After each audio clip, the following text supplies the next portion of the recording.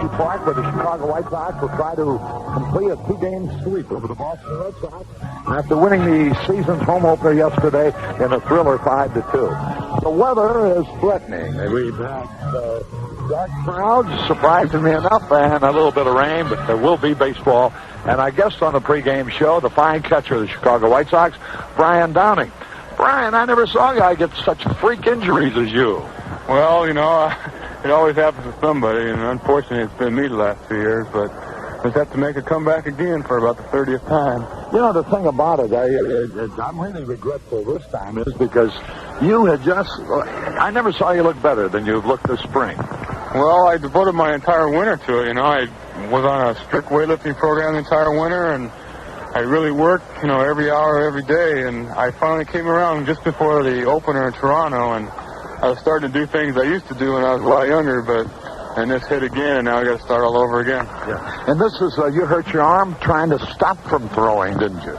Yes, we were taking infield, and I was coming up to make a throw to third, and one of our players happened to walk right in the way of the third baseman, so I was either, you know, do what I did or hit him in the side of the head, so I decided to hold it, and now I'm hurt again. How long do you think you'll be sidelined? Well, I could play if they needed me to play. Say if Essie got hurt or something, I told them that I could play, and there wouldn't be any problem there. But you know, I wouldn't be like I was in Toronto, but I would still be about like I was in spring training. So it's not really that serious, and we worked hard all morning on it. Is it the body most throwing, or could you pinch hit, for example?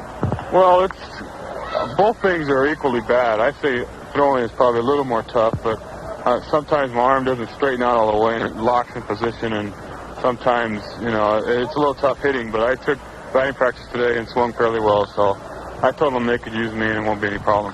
Funny thing about you, Brian, the very first game you played in the Major Leagues, you were playing third base. The first play that you were involved in, you hurt yourself rather seriously.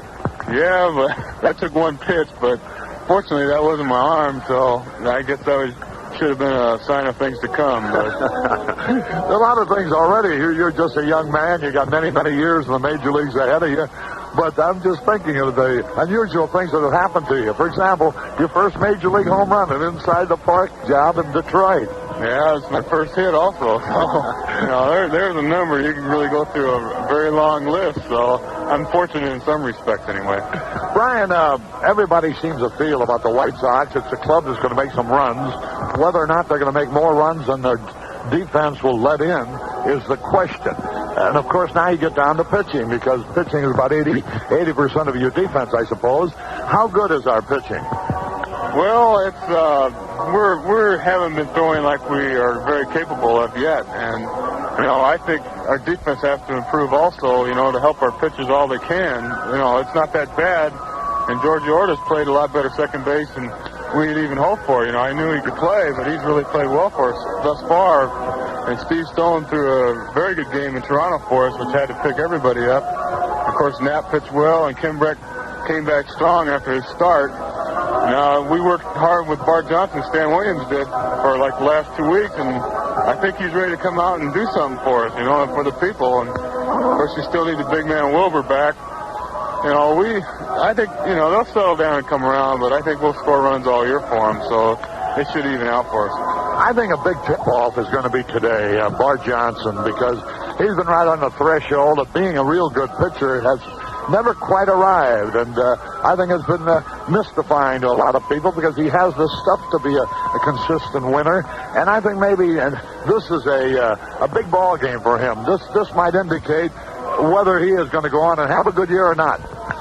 Yeah, well, this is very important for him and for the whole club. You know, we really need a man like him to come through and stop it for us, and I think he's ready. I saw him throwing the side the other day, and he's made a lot of progress, and I just hope, you know, he can get the confidence of all the people and everybody get behind him and help him out, because he's the type of person that could really use a little support. And, you know, everybody knows he's got the stuff. He just got to be consistent and go after those hitters and not be too timid on them. And I think he'll do all right, and I sure hope he comes through today because it's very important, as you say. Yeah, you mentioned defense. Now, it seems to me, I'm just thinking as you were talking there, you start behind the plate and go all the way around the infield, and you've got to find defense. Spencer is an outstanding first baseman. Orta's playing well. Bannister, I think, has really been sensational. Soderholm has played a fine third base. So if you're weak on defense, it can't be on your infield.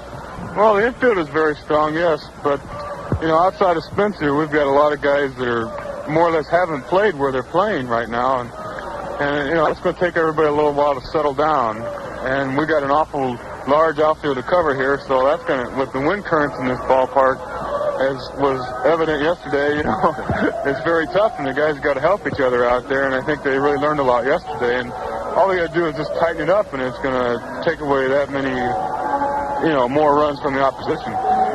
Brian yesterday was a very good example of how tricky maybe this ballpark is, because we haven't been kidding people about Richie Zisk. He is a fine outfielder. He's a good ball player, a solid ball player, and boy, he was having his troubles in right field. Yes, I know this field well, because I started out playing out there in right field, and, I don't think he's ever played in the park, where the ball reacted like it did yesterday, because it was really ridiculous. The ball he missed had to move about 60 feet. He looked up, and then it was 30 feet back his other way. So, he learned a lot, and the next one, he still was a little shaky, but he caught it, but at least he played it a little better. What goes on in the dugout after a performance like that? Now, when a guy like Zisk comes in, you guys, I guess, really kid him, don't you? Well, a man like that with all the ability he has and all the time he's been around, everybody was give him some pretty good stuff, If the guy's a little younger, they probably wouldn't do that. But, I think he took some pretty good stuff. But he came in, started it all off. He came in and started talking about it, too, in a funny way. So that just one thing led to another. And so I think he's ready to knock it down today. Brian, are you sorry you ever became a catcher? Do you think life would have been simpler and easier and less complicated if you'd have played third base or the outfield? Well, that's the way I felt at the first, when it first started coming to me and they were telling me to catch, and I really wasn't that excited about it. But then, there's a way to stay around, and there's ways that aren't, but I thought, I could just add another position to my, ability or whatever you want to call it. So I could always go back to other places, but, I think it bothered my hitting as a whole, and I'm still trying to pace myself in a way that I could resume the way I used to hit, and I thought I had it going pretty well until yesterday. But, boy, I guess it gives you a lot of satisfaction, though, to know, as difficult a position as catching is, that you have made such tremendous strides forward. You've become quite a catcher. Well, I worked hard on that. Defensively, I think I'm all right. The arm problems have hurt me a little bit and cost me a few things here and there. And last year was very tough because I had to take an extra, split second to throw the ball because I had to get in perfect position to throw it. And that kind of hurt us a lot, and I was really working on coming back, and I had it going pretty good. And now I just have to take that extra split second again. I hate to say it, but, I just have to throw that much harder, that's all. Playing for a different manager every year, like I think you've had 3 different managers here in the last 3 years. Is that any burden for a ball player? Well, I never that communicative, or whatever you want to call it. I never talked that much anyway, and they've basically all been the same to me. I don't think I'd ever have any problem with any manager because that doesn't really seem to bother me that much. You go out and play your game no matter who the manager is, and I suppose most professional ball players are the same way. Yeah, unless, they're just extreme cases, or guys that just want things a certain way, but, there are a few guys like that, but I don't know. I could play for anybody, I guess. Brian, I hope you're not on the sidelines very long, and thanks so much for being our guest. As a small token of our appreciation, the Zenith Radio, which features AM, FM, and even instant weather. That's why people who know quality prefer Zenith. Thank you very much. Thank you, Harry. Enjoy it. Okay. Brian Downing, the fine young catcher of the Chicago White Sox, has been our guest. The sun is trying to come out from behind the clouds. It's going to be another lovely baseball day after all. Plenty of room here for you. The crowd's going to be nowhere near as big as it was yesterday. If some of you have just been waiting around to see what the weather's going to do, well, it's brightening up. Everything is going to be all right. Come on over to the ballpark and enjoy yourself. Harry Carey down on the field. Lauren Brown's ready with the starting lineups. We'll see you later on. So long, everybody. If you can't fly continental, you might as well not fly. If you can't fly continental, we'll miss you in the sky. If you can't fly continental, we'll treat you the way we do. If you can't fly continental, who's gonna move the tab for you? If you can't fly a Continental wide-body DC-10, you'll be missing something. Like the only coach pub in the sky on our mainland flights. You'll miss film concerts of some of today's top music makers, comedy and sports films, all at no extra cost. Plus, exciting electronic pub qualm. If you can't fly Continental, we'll be missing something, too. You. If you can't fly Continental, who's gonna move the tab for you? Continental has 6 non-stop flights a day to Denver, including 4 DC-10s. The coach pub is available on all mainland DC-10s, excluding Hawaii through service. For reservations, call your travel agent or Continental. This is WMAQ Chicago. WMAQ. Your radio station brings you Chicago White Sox baseball.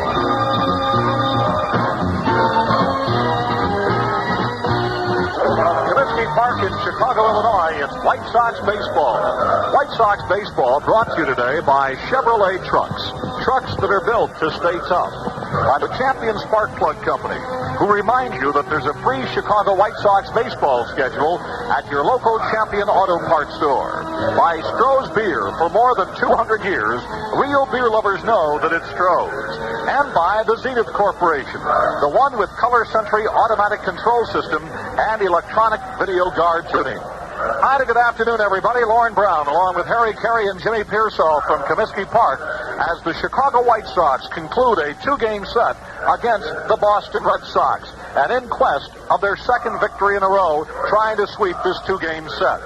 In that effort, the Sox are sending right-hander Bart Johnson to the mound, and he'll be opposed by the veteran right-hander Ferguson Jenkins of the Boston Red Sox, who will be making his second start of the young campaign. The Red Sox have yet to win a ball game. The White Sox want to continue their nosedive here this afternoon.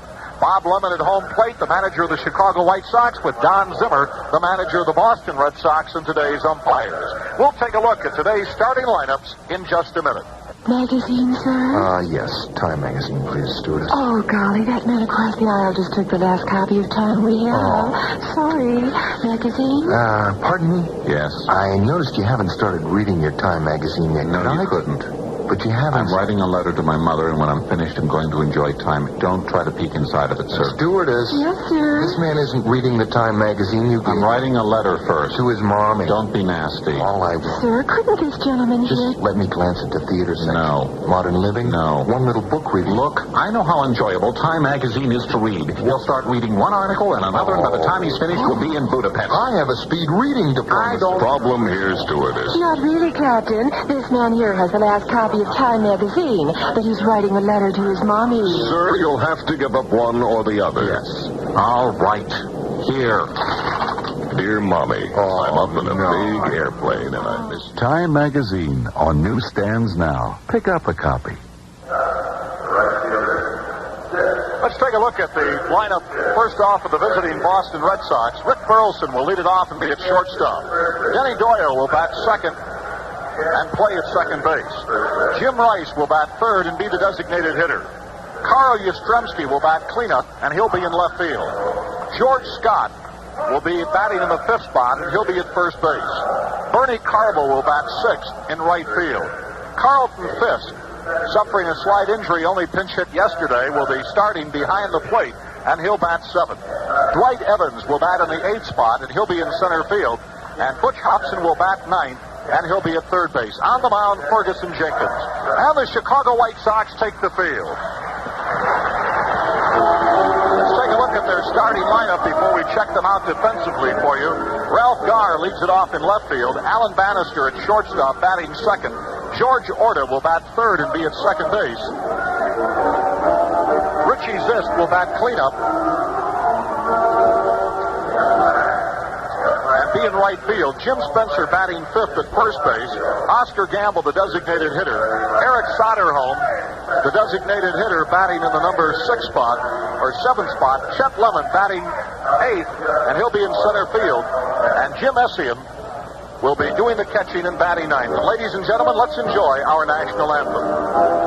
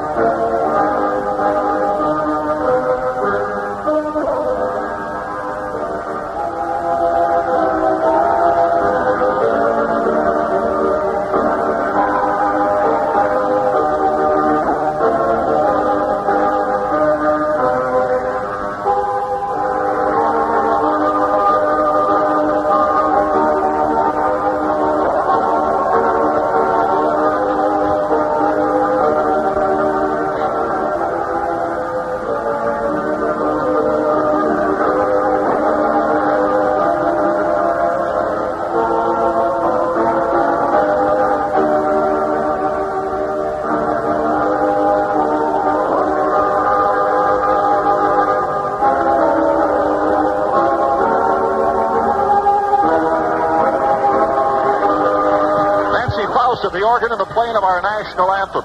Bart Johnson doing the pitching for the White Sox today. Bart making his first appearance of the 1977 season. Bart has a lifetime record of 3 wins and 3 losses against the Red Sox. A year ago, despite the fact he won 9 and lost 16, he beat the Red Sox twice and lost only once. A lot of other baseball going on today. We'll check it over and also run down some of those National League and American League finals from the West Coast from last night in case you take the early edition of the newspapers. And we'll do that for you momentarily. Our umpires today, the rookie umpire, Vic Rotalio, behind home plate. Jim Evans at first, Larry Barnett at second, and Marty Springstad at third base. White Sox trying to take it 2 in a row over the Boston Red Sox. And Jimmy Pearsall up in the booth with us. Jimmy, I was in Portland yesterday, as you know, for that Bulls game, and reading the accounts of the game both in the Seattle paper last night when I was in their airport momentarily, and the Chicago papers this morning sound like the Sox played some good baseball. Well, Eric Soderholm played fantastic baseball at third base. I thought that Brett pitched well for about 5 innings. Then we got relief from Hamilton, which is very important for us. And we also saw some different type of play in the outfield as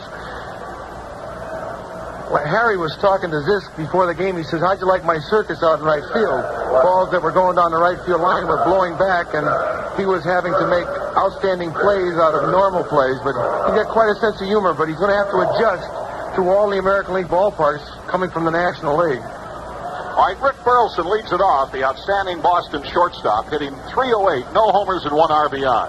Outfield plays him straight away as Bart Johnson goes into the windup. His first pitch of the year cut on. Bouncer down to Bannister at short. He's got it and throws out his Boston counterpart for the first out of the inning. So there's 1 out, and the batter, Denny Doyle, hitting .222, no homers and 3 RBIs. Last night out on the West Coast, Minnesota clubbed Seattle 12-3. I was in Seattle, and the papers there are going bananas over that ball club. I stopped in the airport on the way home last night and bought a couple of Seattle papers, and they are really heads over heels over that ball club like they were in Toronto. Oakland nipped California 3-2. They also have a great park to play in, too, with the Dome. Yeah, I saw it when we were coming in. I went by it last year a couple of times with the Bulls. Here's the first pitch, a called strike. In the National League last night, late games, here's a swing and a fly ball to center field. Chet Lemon drifting back. He's there, and he's got it for the second out. So Bart's thrown only 3 pitches here, and he has 2 down. And the batter is Jim Rice, the designated hitter. This is the first time you've seen this field. This is in great shape. You know, I've played this ballpark for many years, and I've never seen it in better shape. We don't have any sunshine today like we did yesterday, but still, the ballpark is freshly painted on both lines, and it really looks nice. Correction on those scores on the American League. I was looking at the wrong day for you. Minnesota won at Seattle last night as they defeated the Mariners by a score. Here's a swing and a fly ball to right field off the bat of Rice. Zisk back on the warning track. He's got it. And it's 1-2-3 here in the first inning. No runs, no hits, no errors, nobody left. We're at the end of a half inning of play. The White Sox coming to bat. There's no score. Crystal Gale for Eastern Airlines. Feel the seconds, feel each minute. As the day goes by, feel yourself in it. It's a good day to up and fly away. It's so easy to do. Eastern's got the right time and the right place for you. Eastern plays all the way. Eastern's got the right place for you. Florida, it's all ours. We've got more value-packed Florida vacations than any other airline. Over 100 to choose from in places like Sarasota, Bradenton. You can swim, sail, or just relax at your own pace. Eastern's got the only non-stop to Sarasota and Bradenton. So think of Eastern when you're going to Florida. It's all ours. Eastern's got the right time and the right place for you. Lauren Brown and Jimmy Pearsall back in Chicago as we go to the bottom of the first. Ferguson Jenkins making his second start of the year, getting in his warm-up tosses, will face Ralph Garr, Alan Bannister, and George Orta. Fergie is quite a pitcher. They've seen him many times here in Chicago. Works fast, got a good slider. As soon as he gets the ball back, he's ready to throw. I saw he and Cat pitch less than an hour and a half ball game. He's very interesting to watch and very good to hit at if he's not getting the ball down. He was 7-4 lifetime against the White Sox since coming over from the Cubs in the National League into the American League with Texas and Boston. A year ago, he won one and lost one against the White Sox. Ralph Garr leads it off, hitting .389, no homers and 1 RBI. Those corrected finals out on the West Coast in the American League last night. Oakland beat California 6-2, and Minnesota knocked off Seattle 3-2. We had the right winners but the wrong scores. In the National League, the Dodgers clubbed Atlanta 14-10, and San Diego beat San Francisco 4-3. Here's the first pitch, check swing, and a called strike. Defensively, George Scott's at first, Denny Doyle back in the outfield grass at second, Rick Burleson at short, and Butch Hobson playing in at the edge of the grass at third with Carlton Fisk behind the plate. Right-hander ready, the one-strike pitch. Here's a swing and a bouncer down to George Scott at first. Loses it, flips, not in, he got him. Good job by Jenkins covering. And it looked like Garr might have beaten it out, but no, says Jim Evans, he got him. Garr's not arguing about it. Apparently that big leap that Garr has a tendency to take going to first may have called him out instead of the short step. We were talking earlier about covering first base. Jenkins getting over there real quick. That tenant doesn't seem to bother him. They were worried about whether they were going to start him or not because he had a little pain in it today. But he gets over there in a hurry. He feels his position well. He backs up bases well. Helps him win ball games, too. So that play goes 3-1 if you're keeping score. Alan Bannister, the batter. Shortstop hitting .267 with 2 RBIs. First pitch of fastball low. Pittsburgh hosting Montreal at Three Rivers. The Pirates leading 3-0 batting in the bottom of the 8th inning.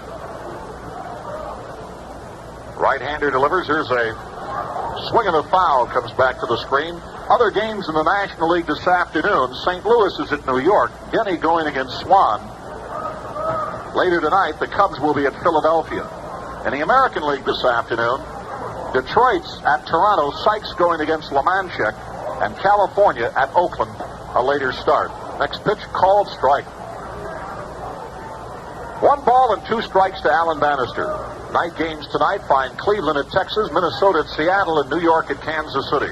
Here's a pitch outside, a ball evens the count at 2 balls and 2 strikes. In the National League tonight, mention the Cubs at Philadelphia, also Atlanta at Los Angeles. No score, we're in the bottom of the first if you just joined us. Big weekend coming up Friday, Saturday, and Sunday. Here's a swing and a foul coming back. Comiskey Park will take on an international flavor this weekend when the Toronto Blue Jays make their first appearance ever at Comiskey Park. In fact, it's the first road trip ever for the new expansion team in the American League from Canada. We'll have a Friday night game where the first 10,000 people through the turnstiles receive a souvenir of the history-making event, a Canadian maple leaf pin. Here's a check swing, called strike 3, got him on the outside corner with a curveball. So Bannister strikes out. And there's 2 down. George Orta, the batter, had a great afternoon out here yesterday, hitting .267 with 3 RBIs. Yesterday, George went 3 for 4, a double, a triple, and he drove in 2 runs. Snapped out of that slump that he had gotten into in the first weekend at Toronto. So come on out Friday, 10,000 Canadian Maple Leaf pins to the first 10,000 in the park. And then on Sunday, it's Grab Bag Day, which we'll tell you more about. Order was saying that Larry Doby has really been working with him. A little extra batting practice and a little here and a little there has got him doing something different. That's got him hitting. Right-hander ready. Here's the second pitch, low ball, ball 2. Bobby Knopf working at third base. Minnie Minoso doing the coaching over at first for the White Sox. Jenkins delivers inside a ball.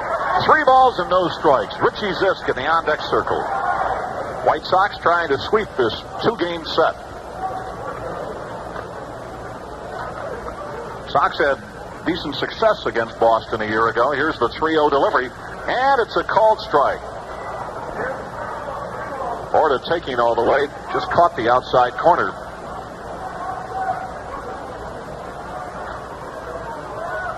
Here's a swing and a bouncer to the third baseman. Foul ball. Just foul by less than a foot as he picked it up. And the count goes full, 3 balls and 2 strikes. A year ago, the White Sox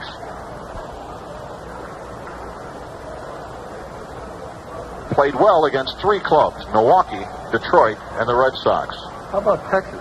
Well, they lost the season series, though. They did play well, and I think they probably played more one-run games against Texas than anybody in the league. In extra inning games, too. 3 balls and 2 strikes. I'm going for the wins. Here's the 3-2 pitch. Here's a swing and a drive. Fair down the right field line. In there for extra bases. Evans has to play the ball off the carom. Here goes Orta to second, and he's going to hold up with a double. So George Orta now has 4 hits and 5 times at bat here at Comiskey Park this year. Orta using heads up by not trying to go all the way to third base with 2 outs. He's just as good on second, but maybe with no outs or 1, he might have been able to go, but he's just as well to be on second base. So with 2 out, a runner in scoring position, and Richie Zisk steps up.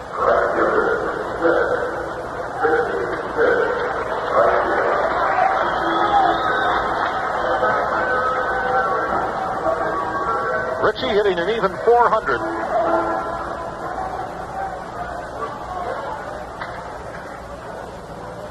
Here's the first pitch to him, and it's low a ball.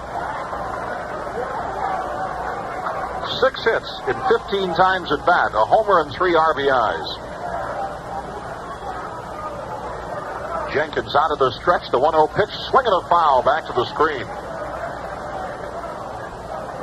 Chris Knapp will be going tomorrow night, by the way. And something new for the White Sox, Chris Knapp is in street clothes, sitting behind home plate, charting these pitchers. This is going to be standard procedure for Bob Lemon to have the next day's pitcher be behind home plate the day before or the night before, whatever. Last year this did not happen. I don't think Chuck Tanner did it either. Here's the pitch, and it's outside the ball. Beautiful afternoon, 76 degrees at the lakefront and at O'Hare, 75 at Midway, even though it's a bit cloudy. Winds are out of the southwest at 16.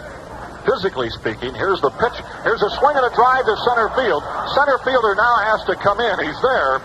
And Dwight Evans has it to retire the side. We mentioned to you a moment ago that Evans played that ball off the wall in right field. That was Bernie Carbo. Evans is playing in center today, and that retires the side.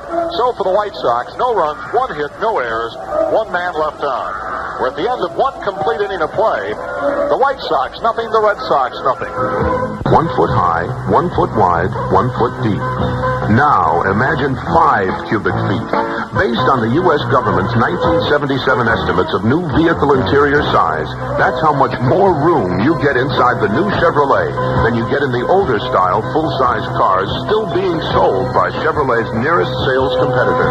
That's the U.S. government estimate as reported in the 1977 EPA guide for new car buyers. You get 5 more cubic feet of room inside the new Chevrolet. Because room is important, America, and Chevrolet wants to bring you more. like it. There's fast more like it. Now that's more like it. That's much more like it. The new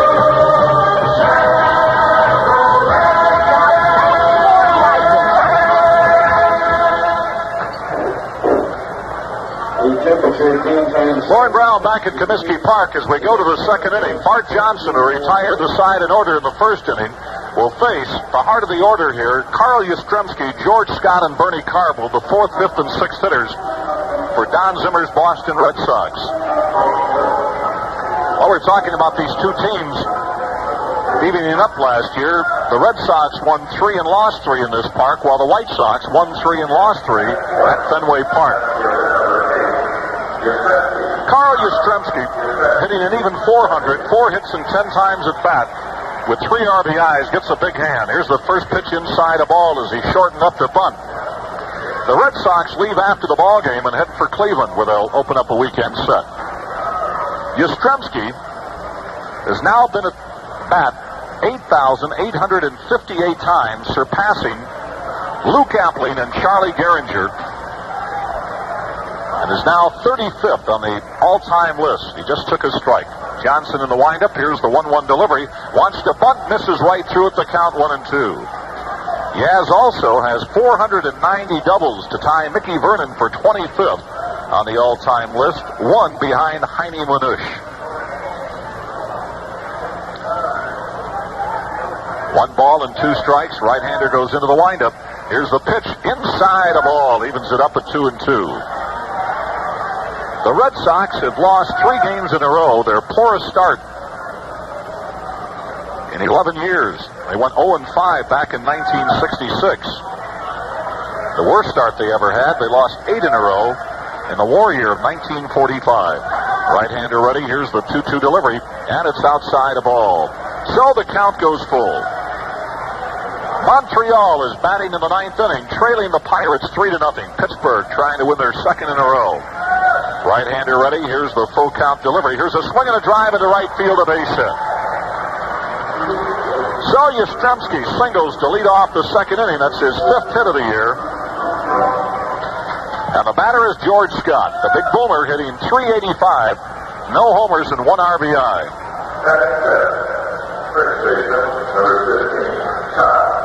George Scott, first base.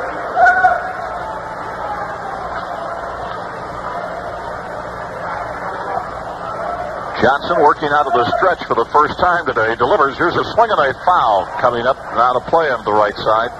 This program is authorized under broadcasting rights granted by the Chicago White Sox solely for the entertainment of our audience.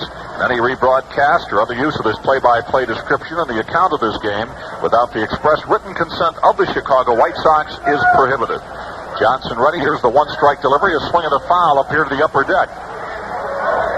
Harry Carey, Jimmy Pearsall, and I are all employees of and are paid by WMAQ Radio for our play-by-play descriptions and accounts of these games. WMAQ and the Chicago White Sox share mutual rights of announcer approval. Johnson just took his foot off the rubber, and Yastrzemski goes back to first. Spencer holding him on. Right-hander ready. Here's the pitch. Check swing and a ball outside. 1-2. Defensively, Spencer's at first, Orta at second, Bannister at short, and Eric Soderholm at third with Jim Essien doing the catching. An outfield of Gar in left, Lemon in center, and Richie Zisk in right.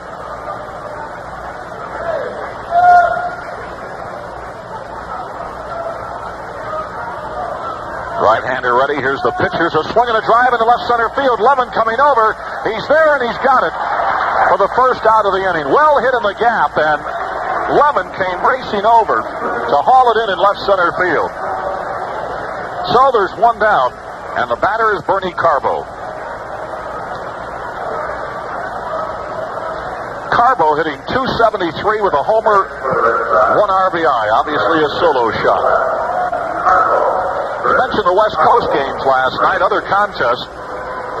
Detroit beat Toronto 6-1, and really a bad situation at Toronto yesterday. Here's a curveball for a strike. Rick Cerrone, the fine young catcher, broke his right thumb when he was struck by a foul tip, and he'll be out of action for a little bit. Baltimore shut out Milwaukee, a 3-hitter by Palmer, 1-0. And those two West Coast games, Oakland over California 6-2, and Minnesota beat Seattle 3-2. And here the White Sox won their home opener yesterday, knocking off these Red Sox 5-2. Behind the pitching of Ken Brett and Dave Hamilton and the hitting of George Orta. Here's a swing and a foul tip. Hung on to by Essien, and the count goes to 0-2. National League yesterday, Pittsburgh won their first game after 3 consecutive losses, beating Montreal 2-1. Mets shut out St. Louis 4-0. Houston over Cincinnati 4-2. Right-hander ready. Here's the pitch. Outside the ball, 1-2. The Dodgers clobbered Atlanta 14-10. And San Diego beat San Francisco 4-3. Here are the White Sox in their 5th game of the year. They've won 2 and lost 2. Right-hander ready. Here's the pitch. And it misses high a ball. 2 balls and 2 strikes. The Toronto Blue Jays come to town this weekend. And what a big day we're going to have out here Sunday afternoon. Game time at 1:15. It's going to be grab bag day. Here's a swing and a foul coming up the upper deck to the left. The first 15,000 persons will receive a grab bag. What's in the grab bag? Just about anything. Every bag has the Harry Carey record of Take Me Out to the Ball Game. Then there'll be socks, T-shirts, maybe a batting helmet, who knows what else. After all, it is a grab bag. So you never know what's in it until you open it. So come on out, Sunday, April 17th, when the Sox conclude the homestand against Toronto. Here's a fastball outside, ball 3. So for 3 batters in a row here, Bart Johnson's gotten out in front of them, and then he's stretched the count to a full count at 3-2. Now he and Essien want to talk it over.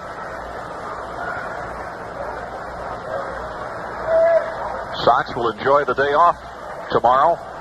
Then be out here Friday night, Saturday afternoon, and Sunday afternoon against the Blue Jays. Bart Johnson takes his foot off the mound. By the way, some baseball happenings tonight. There goes the runner. 3-2 pitch, swing and a miss. Throw to second, and it's high. Yastrzemski is in there with a stolen base. So the veteran was off. The hit and run apparently was on. It goes as a stolen base, however. Carbo strikes out. That's the first strikeout for Bart Johnson. And the Red Sox have a runner in scoring position with 2 down. And the batter is Carlton Fisk, hitting .333 with no homers and an RBI. Carlton, bothered a little bit by some neck problems, was used as a pinch hitter yesterday. And he failed to get on. But tonight, you baseball fans are interested. The Old Timers Baseball Association of Chicago is staging its 59th annual banquet at the Ferrera Manor. Among the personalities to be honored by the club are Sox manager Bob Lemon, Coach Minnie Minoso, and Leo Breen. The Sox front office. Right-hander ready. Here's the 1-0 pitch, and it's low a ball, 2-0. Now that is a stag affair, by the way. Old Timers Baseball Association banquet at the Ferrera Manor up on the north side. 2 balls and no strikes. Johnson looks at Yastrzemski at second and delivers. Swing and a miss on a fastball. Unfortunately, Harry Carey and Jimmy Pearsall and I can't make it, so we wish you the best, gentlemen. Be with our fine sponsors, the Champion Spark Plug Company, tonight. 2 balls and a strike, runner at second. No score, we're in the second inning. Johnson ready. Here's the 2-1 delivery. Here's a swing and a foul going down the right side. Be out of play.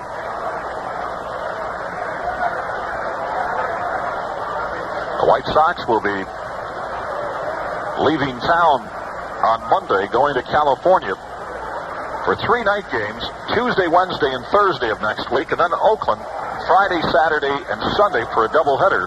Then on to Detroit, the 26th and 7th. Right-hander's ready. Now he takes his foot off the rubber. So if you've got nothing to do the last week in April, come on over to Detroit. Playing at Briggs Stadium the afternoon of the 26th and the 27th. Here's the 2-2 pitch. Here's a swing and a bouncer right back to the mound. Johnson has it, and he throws Fisk out to retire the side. In the inning, no runs, 1 hit, no errors, 1 man left on. We go to the bottom of the second inning. The White Sox nothing, the Red Sox nothing. That melody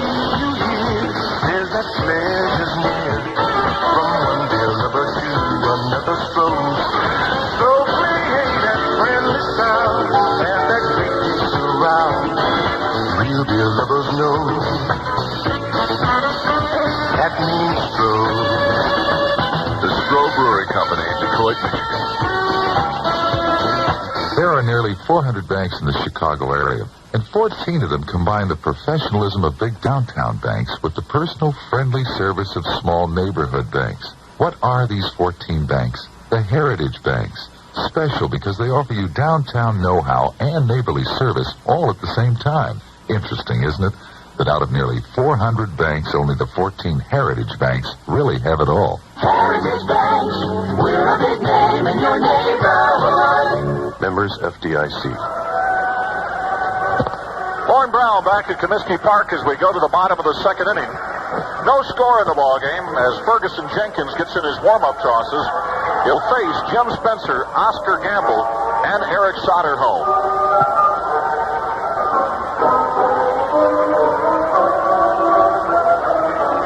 76 degrees. If you're in the area, stop by. There's plenty of room for you. White Sox had an outstanding opening day crowd here yesterday. 34,612. Probably you'll have about 4,000 or 5,000 today. Cloudy but mild. Jim Spencer leads it off. Spencer hitting .278 with 1 RBI in the young season. Jenkins into the windup, and the first pitch of the inning is outside a ball. Jenkins, a former Cub, went over to the Texas Rangers for Bill Madlock. Here's the 1-0 delivery, and it's outside a ball, and subsequently went to the Boston Red Sox. He's had pretty good success against the White Sox in his career, 7 wins, 4 losses. Overall, last year he was 1-1. Here's a fastball cut on and drilled into the Red Sox dugout, and it bounces out. It's like Jim Rice sitting near the bat rack had to lean over and get out of the way of that. Jenkins from Chatham, Ontario, Canada. Big guy, 6'5", 210 pounds. Yeah, they say that Jenkins really never liked Leo DeRocher with the Cubs. But you take a look at his statistics. Here's the 2-1 pitch, swing and a miss, strike 2. But Leo let Jenkins pitch, to say the least. 61 games in 66, combination of starting and relieving. Then 38, 40, 43, 40, 39. Here's a swing and a foul back to the screen. Had 6 consecutive years of 20 victories or more. 7 out of 8 seasons had 20 victories or more, including 25 victories in the American League. So he got his opportunity under Leo DeRocher. Right-hander ready. Here's the 2-2 delivery. Here's a swing and a smash right back to the mound as Spencer went after an outside pitch, and Jenkins throws over to Scott to retire the White Sox first baseman. So there's 1 down, and Oscar Gamble, the batter. Oscar hitting .091. A homer and an RBI. Got that home run in Toronto. Jenkins is coming off of surgery to his Achilles tendon. They thought he'd be a little shaky, but boy, he's come back and done an outstanding job in the spring to get back in shape. I talked to Don Zimmer, and Zimmer said he was all right, looked good. Opening day against the Indians, he went 7 2/3 innings, allowed 2 runs on 8 hits. 1 of those was an earned run. Walked a man and struck out a man. Here's a swing and a long drive. Going back is Carbo at the warning track, and he's got it in right field. Oscar got good with the ball, but in the spacious ballpark, it's an out right at the warning track in right field. So there's 2 down, and Eric Soderholm, the batter. Soderholm hitting .313 with a homer and 3 RBIs.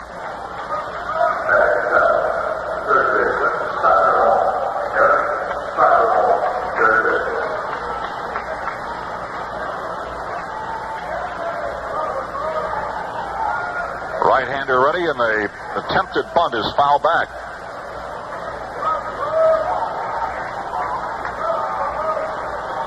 Jenkins, a Cy Young Award winner in 1971, Pitcher of the Year in 67, and the Comeback of the Year in Texas in 74.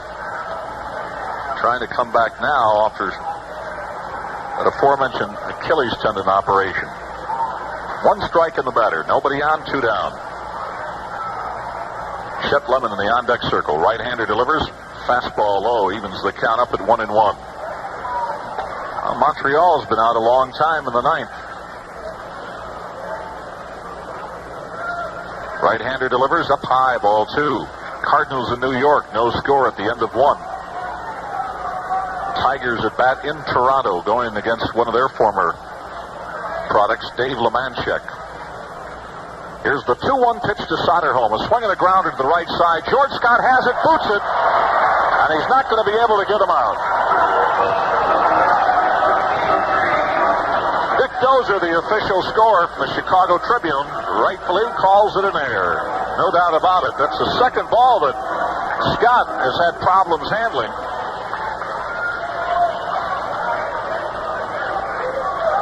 So Soderholm is on. So Chet Lemon, who really snapped out of that slump in fine fashion yesterday when he went 2 for 4 and drove in a run, including a double, steps up to the plate. Lemon hitting 125 with an RBI. You know, Soderholm, who just got on, along with Garr and Spencer, have hit safely in every White Sox game thus far this year. So you can say Soderholm has been on base in every game. There he goes. Here's a pitch down low, a ball, throw to second. He is out. Good throw by Carlton Fisk. Soderholm off on the first pitch with 2 out, trying to get a runner in scoring position, is thrown out with the shortstop Burleson covering, 2-6. In the inning, no runs, no hits, 1 error, and nobody left on. We're at the end of 2 complete innings of play. The White Sox, nothing. The Red Sox, nothing. We've got something for everyone, and we've got something for you. We've got everything under the sun, and we've got something for you. When you buy a color TV during Zenith Spring Bargain Days, you'd like to count on it to bring you pleasure for years. Well, here's your opportunity. Zenith invites you to stop in and see their great Spring Bargain Days. Values on 1977 Zenith Chroma Color 2 25-inch diagonal consoles. Zenith has a wide selection for you to choose from in traditional, early American, Mediterranean, country, and country French styles. See your Zenith dealer during Zenith Spring Bargain Days. We've got something for everyone, and we've got something for you. Come on by and join the fun, and we've got something for you. Gordon Brown back at Comiskey Park. We're at the end of 2. Art Johnson will face Dwight Evans, Butch Hobson, and Rick Burleson as we go to the 3rd. To step in and tell you about it, here's Jimmy Pearsall. Thanks, Lauren. No score as Jim Essien fires down to second base. For you. Come on by and join the fun, and we've got something for you. Gordon Brown back at Comiskey Park. We're at the end of 2. Art Johnson will face Dwight Evans, Butch Hobson, and Rick Burleson as we go to the 3rd. To step in and tell you about it, here's Jimmy Pearsall. Thanks, Lauren. No score as Jim Essien fires down to second base. Dwight Evans playing center field in place of Lynn, who has got a ankle injury. They put it in a cast, and not too much liking it out there. He is a great right fielder with a great arm. He has 16 assists last year. He's got good power, has trouble with the breaking ball. Johnson throwing real hard today, keeping the ball down and away. Yastrzemski stole second after he singled. And then he struck out Carbo and got Fisk to hit a slow roller right back to him on a change of speeds. Soderholm at third base now is really deep and off the bag. Outfield straight away and deep. First pitch right down the middle. Johnson stands 6'5", weighs 190. White Sox winning yesterday 5-2 in the opener. There's a bunt down the third base line. Two-handed field by Soderholm, fires high, and it takes him off the bag. Spencer had to jump real high to get the ball, and Soderholm came up throwing underhand and threw over his head.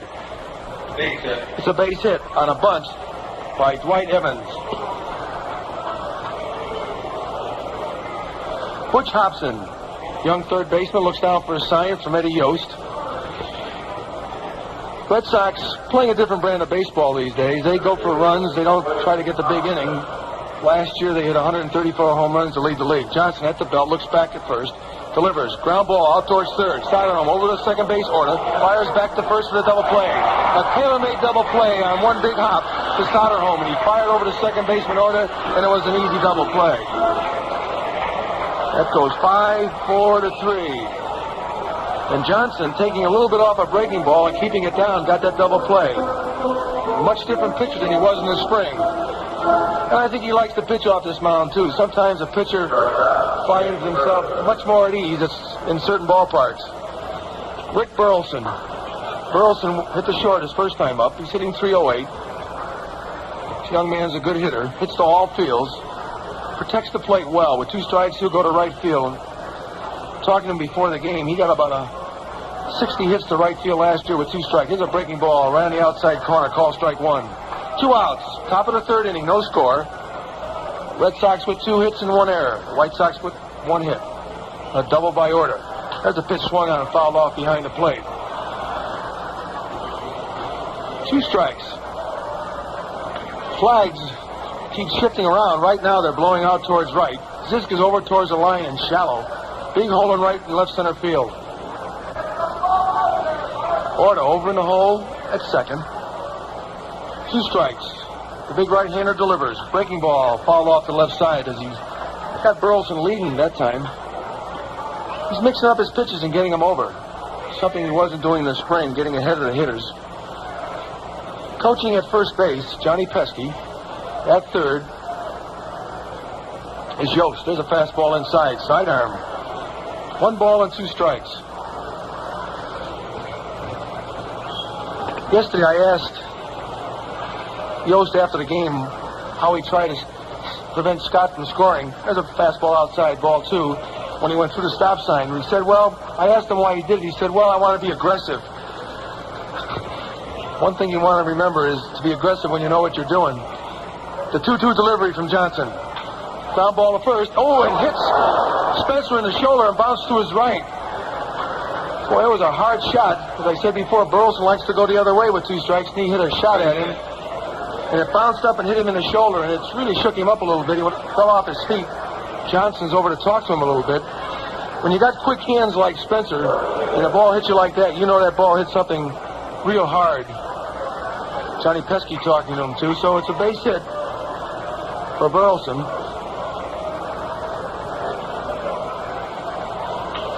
Evans started things off with a base hit on a bunt, and then Hobson hit into a double play. Johnson now in his stretch. Umpire holds him up as Denny Doyle steps in. He flied to center his first time up. Johnson throws over to first base. Big hole in left center. Gar over towards the line and shallow and left. Bannister over by the bag. Infield's much better than we expected during the spring. Pitch outside. 1 ball. Top of the third. No score. Red Sox got to run around with 2 outs. The Texas Rangers leading the lead. Dave 1-4. There goes the runner. Pitch swung on. There's a throw. And he doesn't get him as it's a little bit low and toward the shortstop side. And Bannister had to reach over to get it, and when he tried to make the tag, the runner beat the throw. So a stolen base for Burleson. And Etienne not having a chance to play too much this spring, certainly having a little difficulty. His first time he threw high, and that time there he threw low and towards the shortstop side. 1 ball and 1 strike, 2 outs. Outfield shallow now. 1-1 pitch swung on. Ground ball out towards first base, and it's foul as Spencer gloves it one-handed. The runner Burleson on his way to third has to go back. Don't forget Friday night, the Toronto Blue Jays will be in town. It's the first night game of the year. Saturday and Sundays are both day games. Pittsburgh defeated Montreal 3-0. Winning pitcher Keeson, losing pitcher Rogers. Time of the game was 1 hour and 51 minutes. They drew 4,000. Johnson looks back at second base. Here's the pitch. Swung on and missed and hit the dirt. Etienne fires down to first base for the out, so he strikes out Doyle to get out of the inning. He gave up a couple of hits with no runs, left a man on base, and the score after 2.5 innings of play The White Sox nothing, the Red Sox nothing. Pardon me, sir. I want to tell you about something new and exciting. Go ahead. But you got to promise you won't laugh. I promise. You sure? Now, lots of people laugh when I tell them. Hey, I'm not going to laugh. Good. I want to tell you about a great new soup. New Super Soup. So, that's funny? New Super Soup is made with crispy, fresh vegetables and hearty pieces of steer beef or generous amounts of clams, and there are 8 different kinds. You think that's funny? You got a weird sense of humor. Mm-hmm. And would you believe that New Super Soup is found only at Dunkin' Donuts? Dunkin' Donuts? Soup? Hey, does it have a hole in it? What, did you dunk it? And right now, you can get your favorite Dunkin' Donut, coffee, bread, butter, and a hearty bowl of new home-style Super Soup with free refill for just 99 cents at participating Dunkin' Donut shops. Here, try some. Hey, it's crunchy and fresh. It's really great. What do you think? All that for 99 cents? There's nothing to laugh about. New Super Soup, only at Dunkin' Donuts. Hi, everybody. Welcome back to White Sox baseball. This is Jimmy Pearsall with Harry Carey and Lauren Brown. We're in the bottom of the 3rd inning. The White Sox and the Red Sox. On the mound for the Red Sox, Fergie Jenkins. Behind the plate, Carlton Fisk. At first base, it's Scott. At second base, Doyle. Shortstop, Burleson. And at third base, the young rookie, Hobson. Chet Lemon with a couple of hits yesterday. Drove in a run. Here's the pitch from Jenkins on the outside corner to let her high, strike 1. Lemon hits the ball good to right center field. He's got good power. The 1-strike delivery. And he get it again as Fergie Jenkins works hard and hits that corner for strike 2. You can rest assured as soon as he gets that ball, he'll fire it. Now he's ready. Delivers. Breaking ball low. Slider in, slider out. Fastball in, fastball down. Hobson's deep at third now. The 1-2 pitch. Line shot down the left field line, but that's curving foul. As Lemon now is hitting the ball crisp and hitting it hard. Flags blown straight away. 2 errors by this Boomer the last couple of days. At first, having his trouble with his glove. There's a pitch, change-up, breaking ball. He swung and didn't get it. So that's strikeout number 2 for Fergie Jenkins. Jim Essien got himself a base hit yesterday. 1 for 3. He replaced Brian Downey, who in infield practice yesterday and throwing a ball around, stopped his throw when he saw someone going in front of the third baseman, and he hurt his arm again. Jenkins shakes off a sign. Now he's ready. Breaking ball, Steve Reich. And you can rest assured when he's pitching and threading a needle, he's tough. Outfield around towards left. There's 1 out. Breaking ball just misses outside, and the count goes to 1-1. We're in the bottom of the 3rd. There's no score. Boston with 3 hits. They've stolen 2 bases. Essien ready. There's a breaking ball outside. 2 balls and 1 strike. In the 3rd inning, it's the Cardinals 2, the Mets nothing. Night game, the Cubs playing in Philadelphia tonight. Cleveland at Texas, it's a night game. Minnesota plays at the Dome in Seattle. There's a pitch swung on, fly ball left field. That ball may be out of here, and it is. Boy, it really jumped out of here. He hit a shot. Like Yastrzemski just looked up. He started in, and all of a sudden he picked it up and it hit the facade up in the upper deck for a home run. So Jim Essien gets his first home run of the year, a real rip to left field.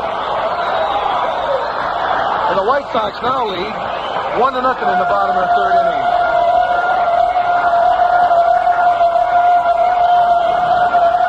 Ralph Starr.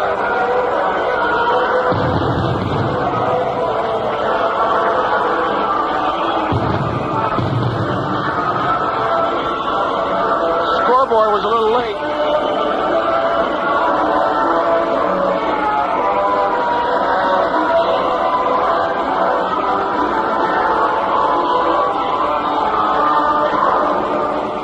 You know, as a player, I hated that scoreboard.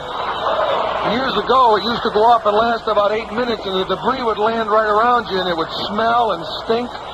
But this one just went off a little late today, and Fergie Jenkins took a walk around the mound. That's hit number 2 off of Jenkins, and now he kicks the dirt in front of the rubber.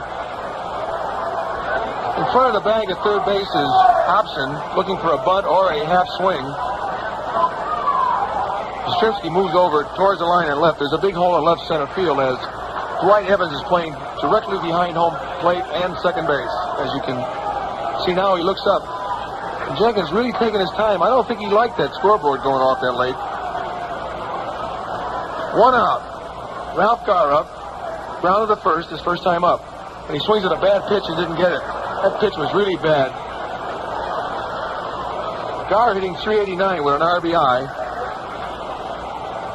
Holds the bat down at the end. His right foot almost on the plate. Pitch low again, but he fouled this one off. 2 strikes on Ralph Garr. Coaching at first base, Minnie Minoso. Now Scott is deep at almost on the grass. Doyle is deep and on the grass at second base. Burleson's got the hole at short. He's blocking that hole right now because Garr likes to hit that way. There's a pitch swung on and foul back, and that was a good pitch to hit. With 2 strikes, Fergie came right down the middle with a fastball. The count remains at 2 strikes. So Jim Essien gets the White Sox on the board with a line shot home run up against the facade in left field. 2 strikes and no balls. Fergie doesn't like the sign, steps off, shakes his head. Now he kicks. Breaking ball outside. Carl Fisk behind the plate. On deck, Alan Bannister. Coaching at third base, Bobby Knopp. There's a pitch swung on and missed, strike 3. And Garr goes down swinging.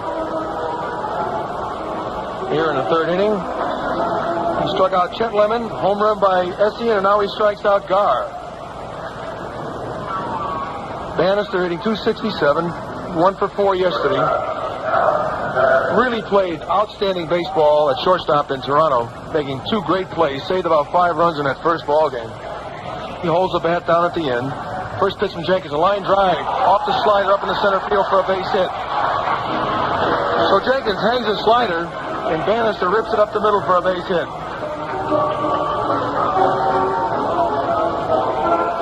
George Orta, he'll step in. He got a double down the right field line his first time up.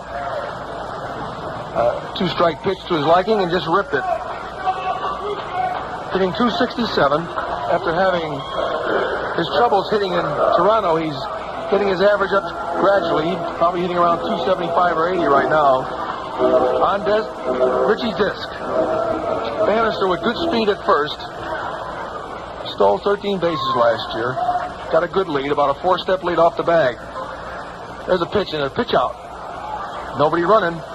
Bannister didn't make a move as Carlton Fisk looking for a steal.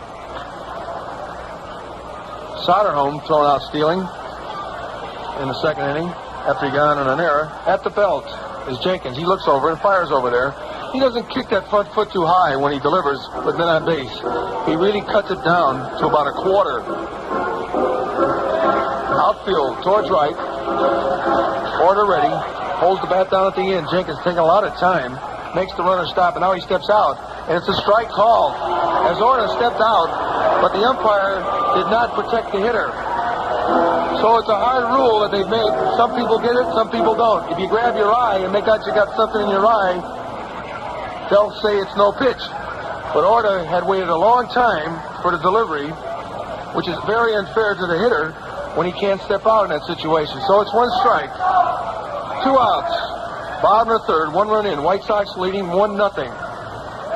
Doyle, deep at second base, on the grass. Big hole between first and second.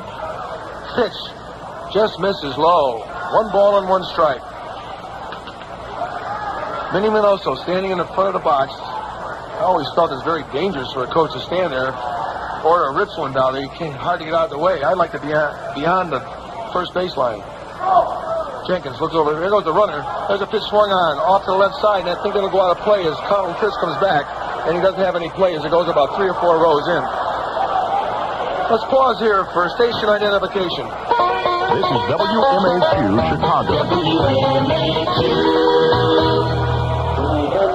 Jim Essien was the first 2 balls and 2 strikes on George Orta. And the home run by Jim Etienne was his first Major League home run. On first base is Bannister. He was going on the pitch. Outfield deep. Orta with good power hits the ball on the line. Jenkins shakes off a sign now. The big right-hander looks 6'5". There goes the runner again. Swung on right field. Back goes Carbo. Carbo back to the fence. Now he's on the track. The wind stopped it. And he takes it for out number 3. And boy, it looked like it had a chance to go out here, but the wind is not blowing to right today. The White Sox get 1 run on 1 hit. 2 hits. They leave a runner on base. And the score after 3 full innings of play, the White Sox won, the Red Sox nothing. Here's something you ought to know. The fresher your spark plugs, the better your car's mileage. It's just that simple. Fill her up with champions. Fill up the old plug-in. Fill her up with champions. The folks at Champion tested cars like yours all across the country. They found that replacing worn plugs with a fresh set of Champion spark plugs can improve your mileage and performance. So if that sounds good to you, fill her up with Champions, the world's #1 seller. Fill her up. Fill her up. Fill her up with champions. Fill up the old plug-in. Fill her up with champions. Fill up the old plug-in. Fill her up with champions. Fill her up with champions. Fill her up with champions.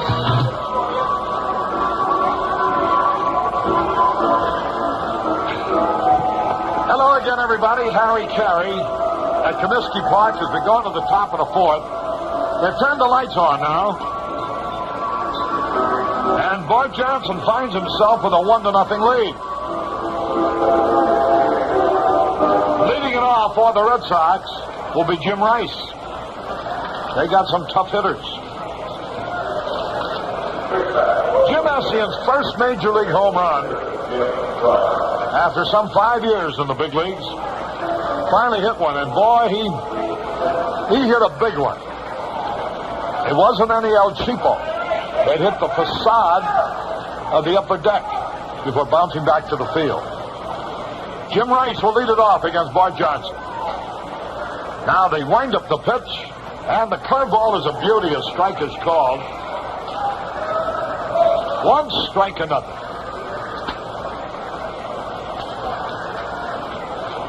The outfield deep. The pitch swung and missed. And so now he's in the hole, Rice is. 2 strikes and nothing.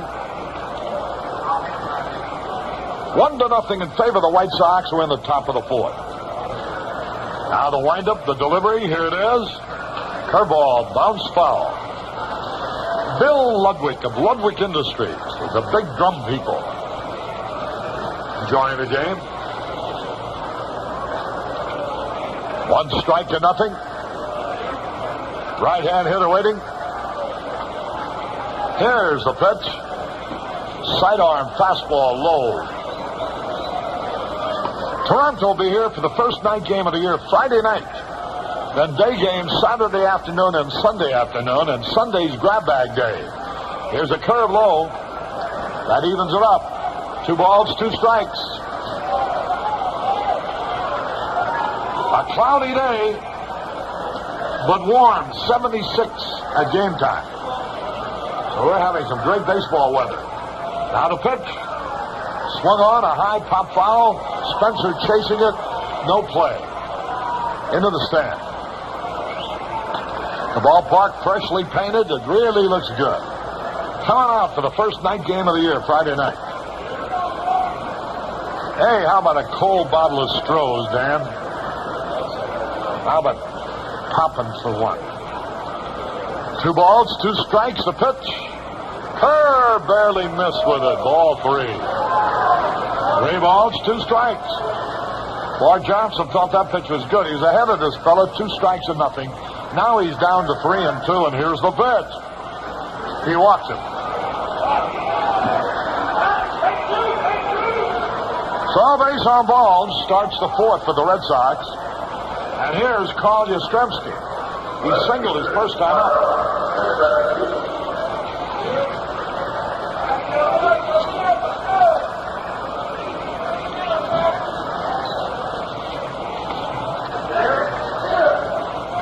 Tough hitter up there.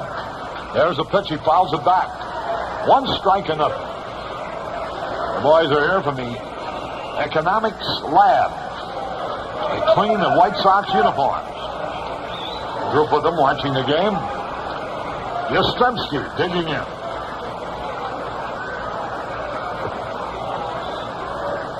Broke into the big leagues in 1961. Now the pitch. Curve is in there for a strike call. 2 strikes and nothing. All right, Dan, I'll buy you the next one. Thank you.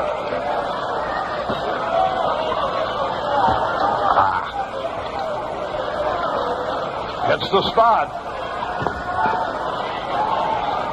2 strikes and nothing. Bart Johnson on the hill.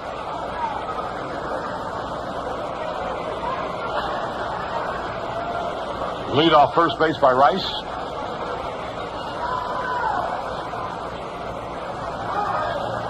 Now Yastrzemski steps out of the batter's box.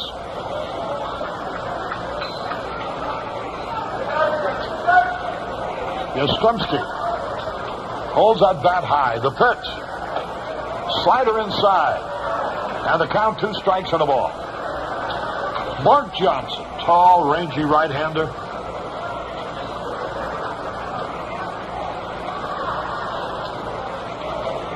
The pitch, and it's inside again.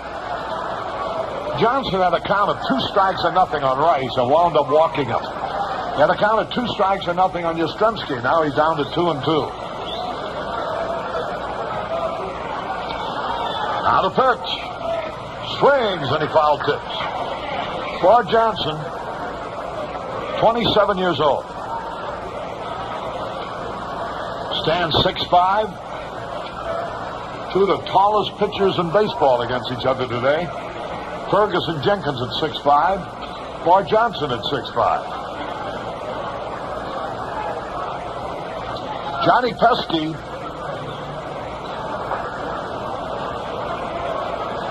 is talking to the runner at first base, Jim Rice. Runner at first, nobody out.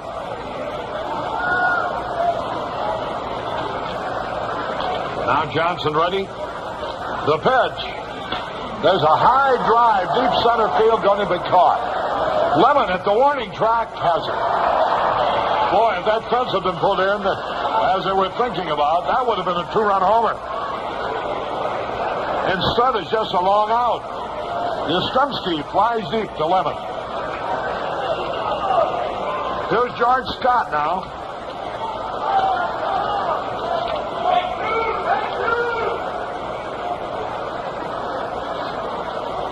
It's easy to get tickets for White Sox games, friends. They're on sale right now at the Comiskey Park ticket office.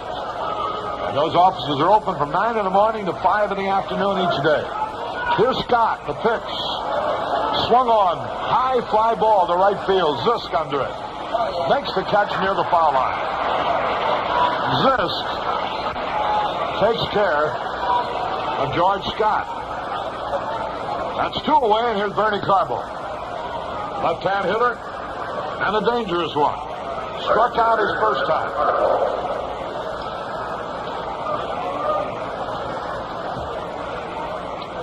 On the side. Left-hand hitter waiting. The pitch. Smashed into center. A base hit. Here's a runner on second on his way to third. Lemon up with the ball. Fires it into second base. Carbo lines a single to center. And his men on at first and third with 2 away. So Bart Johnson is in trouble. They've had 4 hits.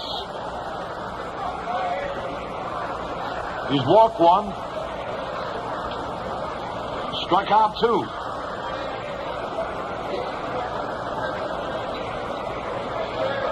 Carlton Fisk, the batter. With runners at first and third. Bart Johnson talking to Alan Bannister, the shortstop, about what's going to be done in the event of a double steal. Carbo's at first, Rice at third.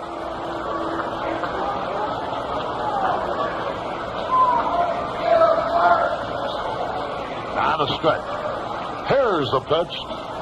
Isn't there a beauty, a good fastball, a strike call? 1 strike to nothing. A victory that put the White Sox over the 500 mark for the first time. 1 strike to nothing, the toss over to first. The runner back. After a fine turnout yesterday, it's a small crowd today. Bart Johnson throws over to first. Runner back. We're in the 4th. Now the pitch. A little roller to Soderholm. He's got it. Throws to first for the out to retire the side. So Fisk rolls to Soderholm. No runs, 1 hit, no errors. 2 left. We go to the bottom of the 4th. The score, the White Sox 1. And Boston nothing. You know, beer commercials are really something. They all try to tell you how great and expensive their ingredients are, how masterful the brewing techniques. Bull. I'm like you. All I care about is the taste. I don't really know why Stroh's beer tastes so good, but it does. Maybe it's the fire brewing, and I don't really know what fire brewing is, but I do know taste. And if you love beer like I do, hey, you'll love Stroh's. Stroh Brewery, Detroit, Michigan. When we say we're having cash call winners all over Chicagoland, we mean it. Good morning, this is Lee Sherwood calling from WMAQ. And you've just won 2 brand new cars and $3,000 in cash. Congratulations. No kidding. Another cash call is coming soon. Another reason to answer every phone call. WMAQ is going to make me rich. Ah, does that hit the spot, huh, Dan?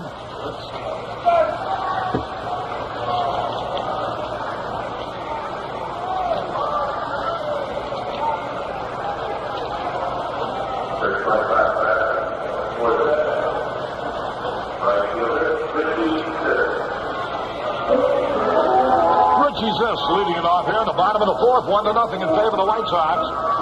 Boston hasn't won a game yet. They're 0-3 for the season. Here's the windup by Jenkins, a pitch. Swung and he missed. Got a good cut. 1 strike to nothing.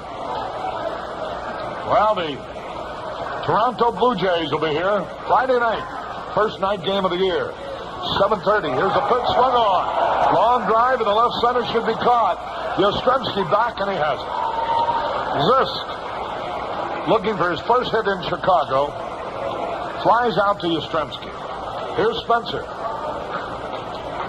Yeah, the Toronto Blue Jays will be here Friday night, Saturday afternoon, and Sunday afternoon. And Sunday it'll be grab bag day.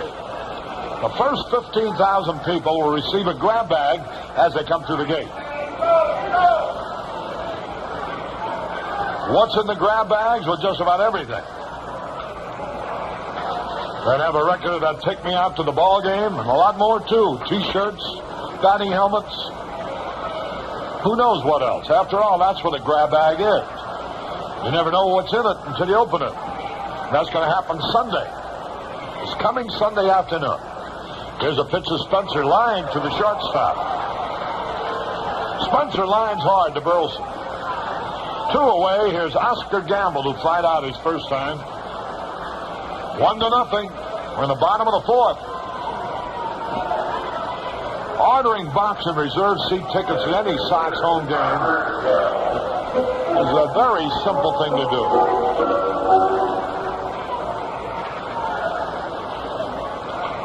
All you need to do is pick up the telephone and dial these letters. CALLSOX. That's Call Sox. That comes out. That number's 225-5769. But to really remember it, all you have to keep in mind is Call Sox.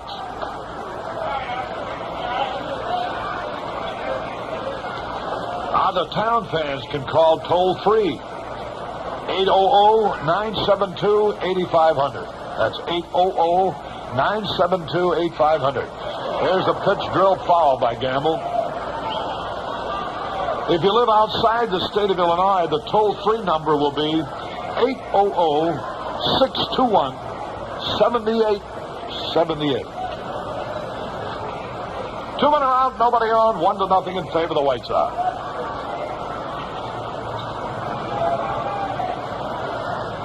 Now Ferguson Jenkins delivers. Hey, had a cut and he missed.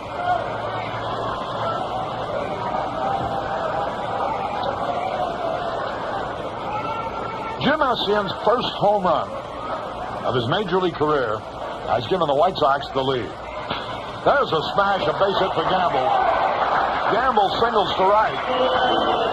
And here's Eric Satterholm. St. Louis Cardinals leading the New York Mets 5-1 at the end of 5. Pittsburgh shut out Montreal 3-0. The Cubs play at Philadelphia later tonight. And Atlanta and Los Angeles likewise. Cincinnati and Houston tonight game. Detroit playing at Toronto. Just getting underway. Here's Satterholm. Safe on an air his first time up. Now the stretch. The pitch, there goes the runner. There's the peg. He's going to get it, I think. Oh, trying to steal from Carlton Fisk to Denny Doyle. Oscar Gamble out on a close play. Fisk got that ball away beautifully. No runs, 1 hit, no errors, nobody left. At the end of 4, it's still the White Sox 1, Boston 0. Imagine for a minute that you're standing next to a beautiful, gleaming 1977 Chevrolet Chevelle. Handsome, isn't it? Now, let's walk around it and see if you can guess its price. This Chevelle Malibu Coupe has a coach window and a formal coupe roofline. It has fiberglass radial tires. It has full coil suspension, front disc brakes, soft carpets, hidden windshield wipers, and dozens of other features to make it a very complete mid-size car. Now, what do you think is the price of this Chevelle? It's not $6,000, not $5,000. Not even $4,000. It's $3,885. That's manufacturer's suggested retail price, including dealer preparation. Price higher in California. Tax, license, destination charge, and available equipment additional. $3,885. Beautiful price. Beautiful car. The smart, complete, mid-size Chevrolet Chevelle.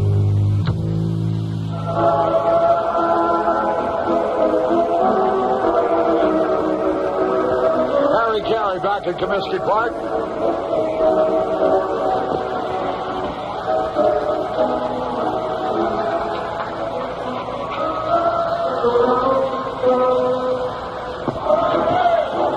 We're going into the top of the 5th inning.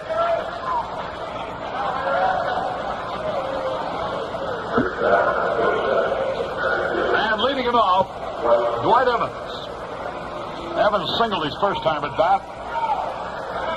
Bart Johnson trying to make a 1-0 lead hold up.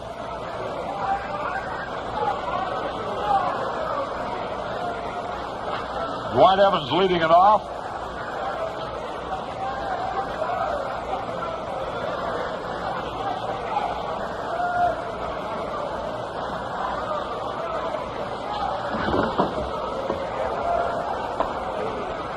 There's a strike call.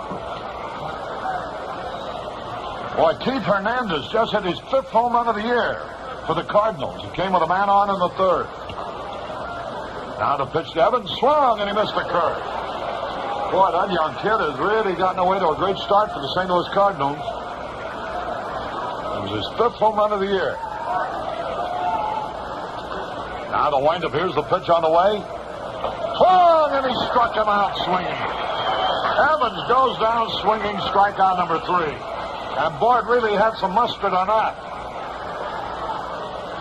You know, Hernandez, with 5 home runs already this year, has more homers himself than both the White Sox and the Red Sox put together as a team.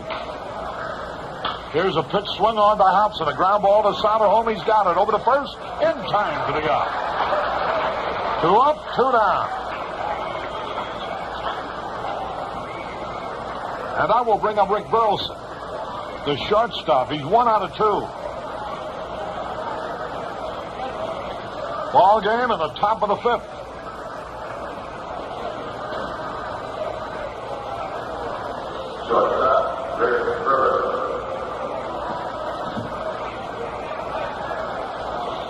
Burleson had 3 out of 4 yesterday, 1 out of 2 today. Now the wind-up, the pitch on the way. Here it is. Slider over the outside corner. A beauty, a strike call. Bart Johnson looking terrifically good. 2 men are out. Nobody on base. We're in the top of the 5th. Now Johnson leans forward.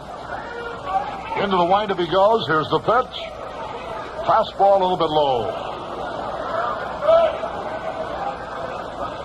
And that evens it up for the ball and a strike. 2 men are gone. Now the pitch.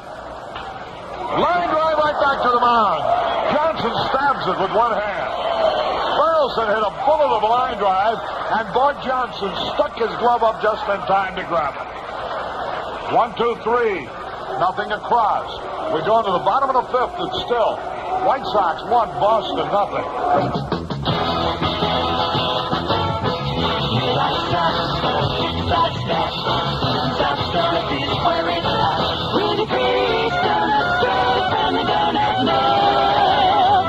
Or perhaps you would prefer a donut that is very thin. No?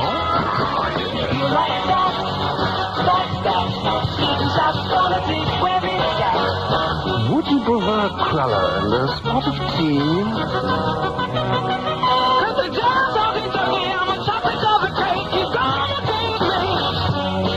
I am General Bismarck. Don't und see how very interesting a donut can be.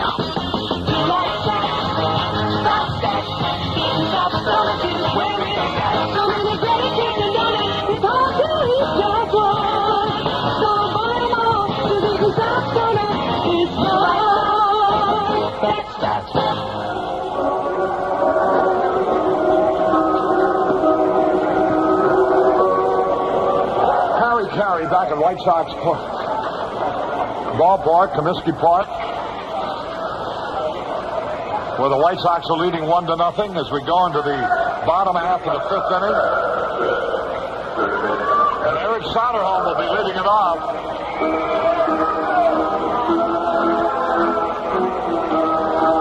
Soderholm was batting, when Gamble was thrown out trying to steal to end the 4th. Ferguson Jenkins into the windup, the pitch, and it's a little bit high and inside. Ball 1. Pops away from Carlton Fisk. Beautiful day. Around 80 degrees. The score 1-0 in favor of the Chicago White Sox.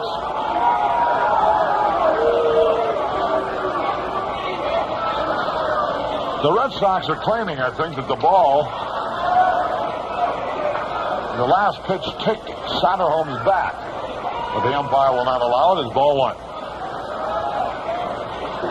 Eric Soderholm, right-hand hitter.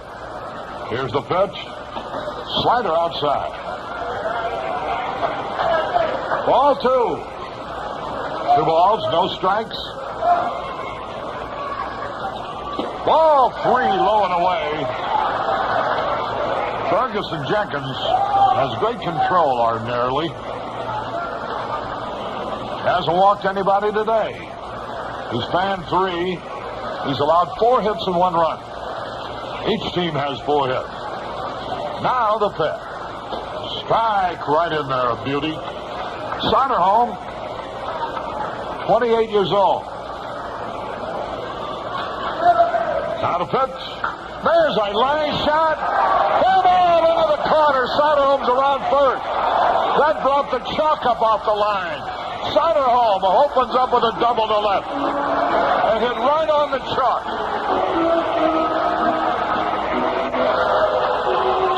So Soderholm keeps up his fine hitting.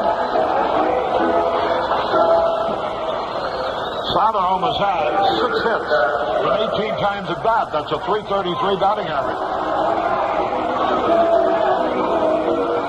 Here's Lemon now with a runner at second and nobody out. Chet Lemon struck out his first time. Now Ferguson Jenkins gets ready to pitch. Fastball a little bit inside. 1 ball, no strikes.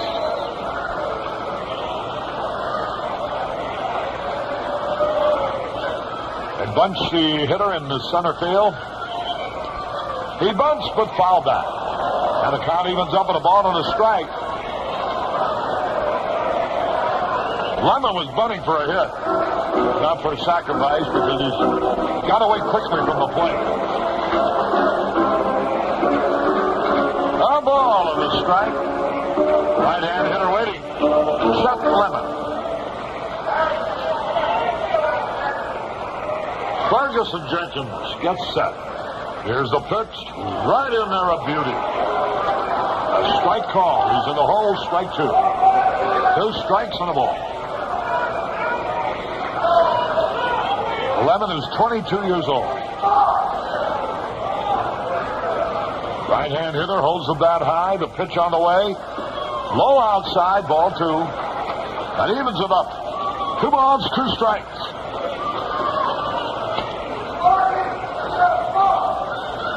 Ferguson Jenkins is set. A lead by Soderholm. The pitch.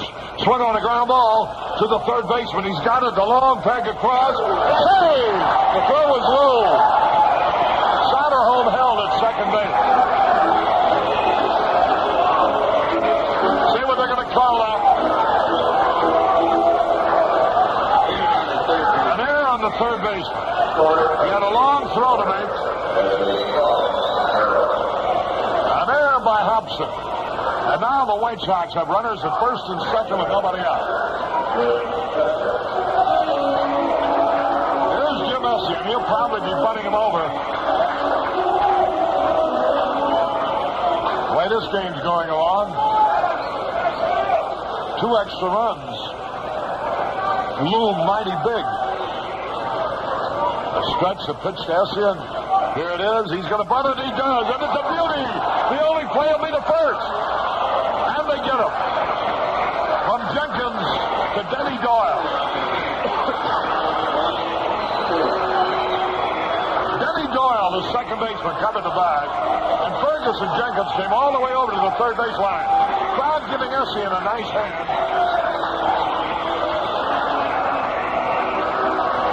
Here's Doyle with runners at second and third and 1 out.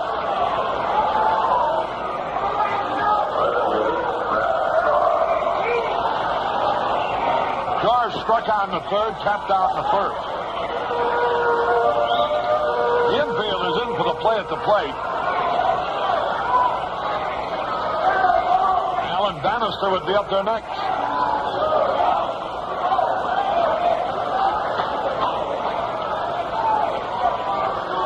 Now the pitch. Low, a fastball, ball 1. 1 ball, no strikes. Left-hand hitter up there. Ralph Garr. Jenkins pitches off the stretch. There's a ground ball hit fair. Down the first baseline. 1 run is in. 2 runs are in. Here's Garr around to second. He's going to try for 3. Here's the relay, and he is saved. The throw went by the relay man, rolled into Hobson, and they almost got Garr. It'll be a triple to right.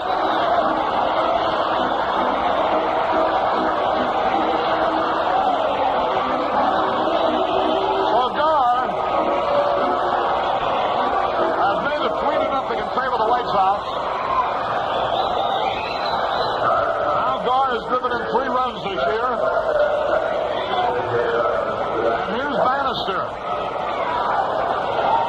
Soderholm and Lemon scored easily. This is a ground ball just by Scott. Bounced over first base into the right field corner. Here's Bannister, a ground ball to the shortstop. Holds the man at third, throws the first. 2 gone, here's Orta. 3-0 now in favor of the White Sox.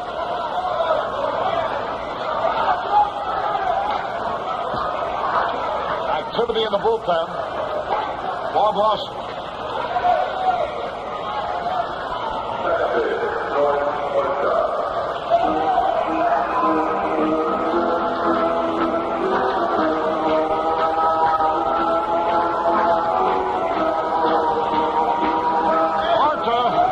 First, he's 1 out of 2. Now to wind up the pitch, swung, and he scribbed it foul off the end of the bat.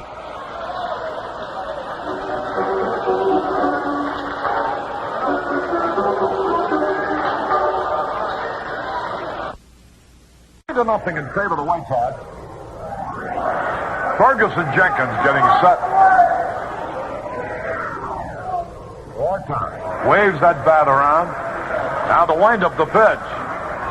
Bouncing ball to the shortstop. He's got it. There's the flag in time. That retires the side. But 2-run score. 2 hits. 1 error and 1 left.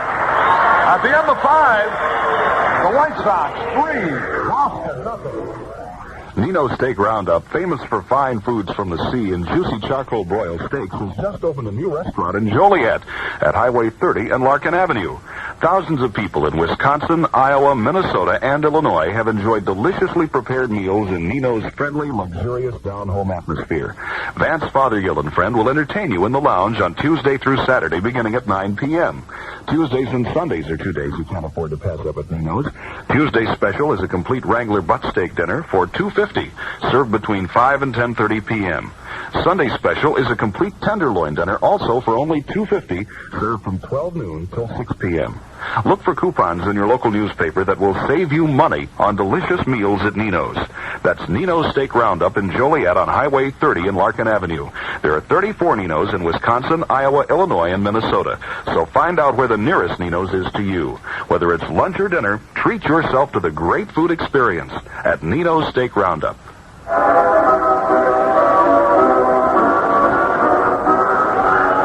Carry back at Comiskey Park as we go now to the top of the 6th. 3-0 in favor of the White Sox. Denny Doyle will lead it off for Boston. It'll be Doyle, Rice, and Yastrzemski coming up. 3-0. A ground ball triple by Ralph Garr, which just got by George Scott and dribbled into the right field corner, has given the White Sox a 3-0 lead now. Here's the first pitch to Denny Doyle, and it's a fastball low and outside. 1 ball, no strikes.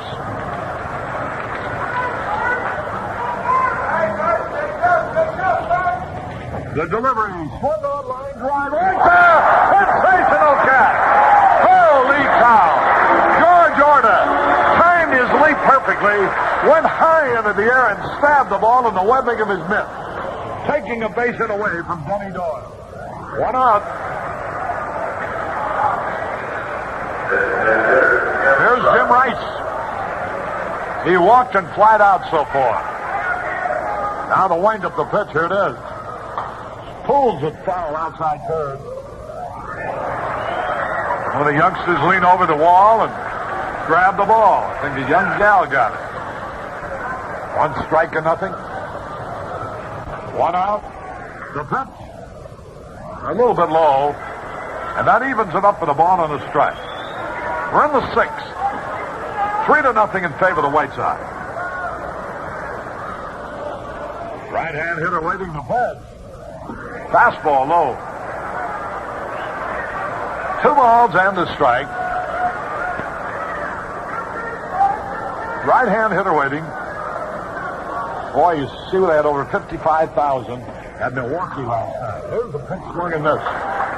That evens it up. 2 balls, 2 strikes. Jim Rice, the batter, the pitch. Hey, struck him out swinging. Rice goes down swinging. Strikeout number 4. And Bart Johnson is really looking good. Throwing, he's driving at the hitters. Got good stuff. Here's Yastrzemski, a rolling foul ball outside first base. Yeah, in Toronto they had 55,120 as Baltimore beat Milwaukee 1-0. A ball and a strike on Yastrzemski. 2 men are out here. Hi, Aaron. Aaron Cushman, public relations expert. Watching the game. The pitch swung, ground ball up the middle. Orta dives, can't reach it, a base hit. Made a great try for the ball. Yastrzemski singles in the right center. Now with 2 out, here's George Scott.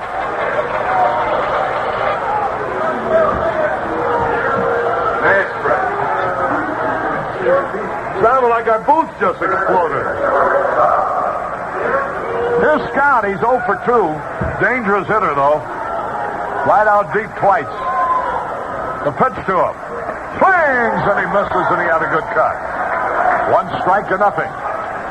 Off day tomorrow. Toronto will be here Friday night, the first night game of the year. Now time is called. Scott wasn't quite ready. 1 strike to nothing. George Scott, who was with the Red Sox originally, traded to Milwaukee, and now reacquired in a trade with Milwaukee. Sidearm curveball is inside. A ball and a strike. 2 men are out. 3-0 in favor of the White Sox. Everything seems sort of slow motion today compared to yesterday. Now the pitch. He started the swing, held up. The curveball is low. And that's the difference that a crowd makes in a ball game. The electricity that's in the air generated by 25,000, 35,000 people gets to the ball players, too. We got about 3,000 on hand here today. And things seem a little slow and draggy. But the White Sox are leading 3-0. George Scott at the plate. Jim Essian, who hit the first home run of his major league career. There's a tap right back to the mound. Johnson's got it, flips it over to first, easy out. George Scott taps back to Johnson. That retires the side with no run. 1 hit, no errors, 1 left. We go down to the bottom half of the 6th inning with a score. White Sox 3, Boston 0. You know, all beers seem to emphasize the same things, ingredients, etc. Stroh's alone does have something different to offer. Fire brewing. You know something? I don't really know what that is. I'm just trying to figure out why Stroh's beer tastes so differently good. Because it really does, you know. You can fill a minute commercial with words, but taste is what it's all about. And all I say to you, my friend, is taste Stroh's. Stroh's tastes good. Now, isn't that what it's all about? Stroh's. Stroh Brewery, Detroit, Michigan. When we say we're having cash call winners all over Chicagoland, we mean it. WMAQ's going to make me rich. Good morning. This is Lee Sherwood calling from WMAQ. And you've just won 2 brand new cars and $3,000 in cash. Congratulations. No kidding. No kidding. Another cash call is coming soon. Another reason to answer every phone call. Who am I talking to? WMAQ is going to make me rich. Harry Carey back to the ballpark. We're going to the bottom of the 6th. WMAQ threw a cocktail party yesterday out to Sheridan Oakbrook after the game for the Stroh's Brewery people. I had the pleasure of meeting one of the big distributors, Joe Trainer, whose dad used to be the head of the boxing commission here in the state of Illinois. Ed Kopecky, John Bailey. Here's a pitch. This lines a drive to left. It's caught by Yastrzemski. Richie Zisk hit the first pitch like a bullet, but right at the left fielder, Yastrzemski. 1 out. Here's Jim Spencer.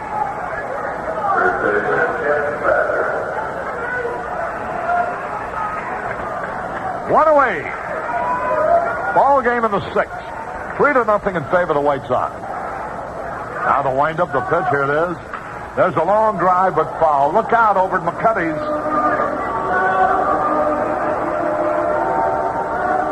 If the door at McCuddy's Saloon across the street was open, that ball probably bounced right on in. Rolled up to the bar and said, give me a cold bottle of Stroh's. Here's the pitch low and outside. A ball and a strike. 1 out. We're in the 6th.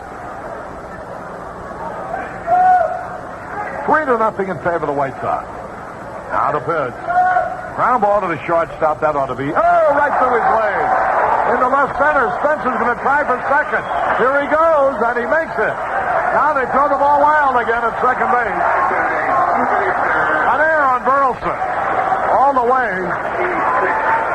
That's the Red Sox 3rd error of the game.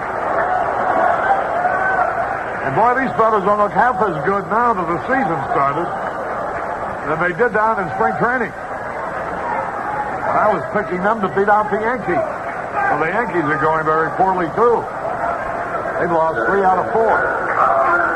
Here's Gamble. He's 1 out of 2 so far. Score 3-0. Favor the White Sox. Now Ferguson Jenkins delivers. Started a swing and he held up. The curveball went inside. 1 ball, no strikes. Ferguson Jenkins wanted an appeal to one of the other umpires, thinking that Gamble had swung. But he hadn't. 1 ball, no strikes. Ball game in the 6th. 3-0 in favor of the White Sox. Now the sign. Jenkins' pitch, here it is. Low inside fastball. Ball 2. 2 balls to nothing. Spencer a lead at second base. Now to stretch the pitch.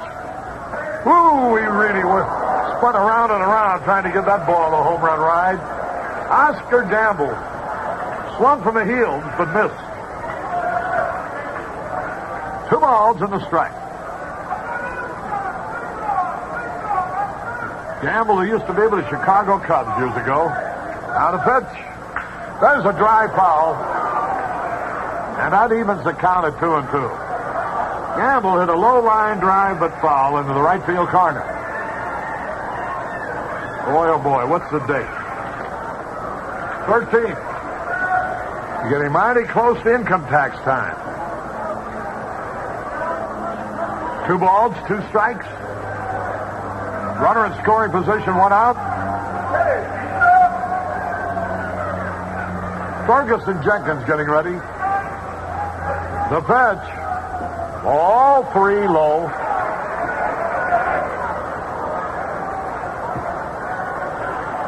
We're in the 6th.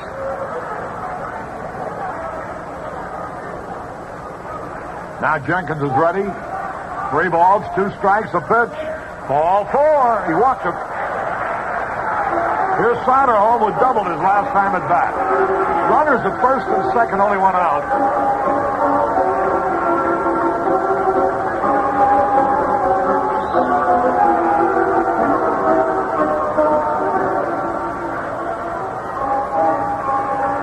Carlton Fisk has been out talking to Ferguson Jenkins. A right-hander has started to work in the bullpen. Here's Soderholm now. Score 3-0. Play with the White Sox. Now the pitch to Soderholm. Curveball in there, a beauty, a strike off. Stanley, Bob Stanley, a hard-throwing youngster working in the bullpen. 1 strike to nothing. Now the pitch, here it is. Low and outside to even the count of the ball and the strike. We're in the bottom of the 6th. The White Sox lead 3-0. Ferguson Jenkins has allowed 6 hits. Clark Johnson's permitted 5. Here's the pitch. Low into the dirt, ball 2. Carlton Fisk made a good stop. That ball almost got away. 2 balls and a strike. St. Louis Cardinals lead the New York Mets 7-1 at the end of 6. 2 balls and a strike. Now the pitch. Here it is. Popped it up on the infield. Hey, the wind takes the ball and it drops. They're trying for the force out. Let's see what happened there. The second baseman was already, they had called an infield fly rule. The batter's automatically out. But the ball was carried by the wind and dropped. And Bob Lemon is arguing now with Larry Barnett, claiming that the infielder was never in control of the ball. An infield fly rule has been called, which means they could have gotten a double play. As the runners advanced, it was at their own peril. Had one of them been thrown out and they could have thrown, Gamble out at second, but didn't. Boy, that was a very, very peculiar call. They assumed that the second baseman was going to catch the ball, forgot about how tricky the wind is. And now Bob Lemon, the manager, is complaining to Marty Springstad. Now, how could you call that an infield fly, he wants to know, when no infielder was in position to catch it? So Soderholm is out. The second baseman will get the put up. The runners advance to second and third at their own peril. The Red Sox should have thrown one of them out on the bases. It would have been a double play. And now here's Lemon with runners at second and third. 2 outs.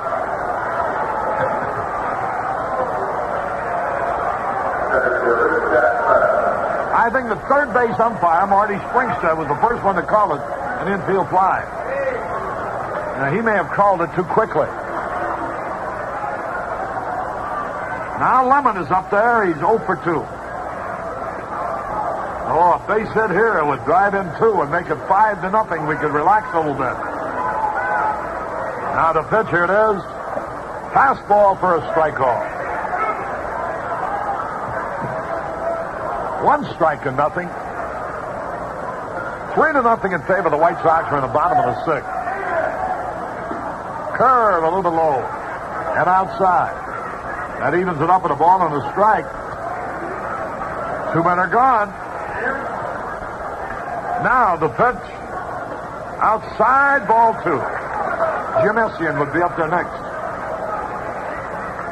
2 balls and a strike. Right-hand hitter waiting. Now the delivery. Here it is. High fly ball. Right center field should be caught. Carbo's there waiting, and he takes it. Lemon flies to Carbo. No runs. No hits. 1 error, 2 left.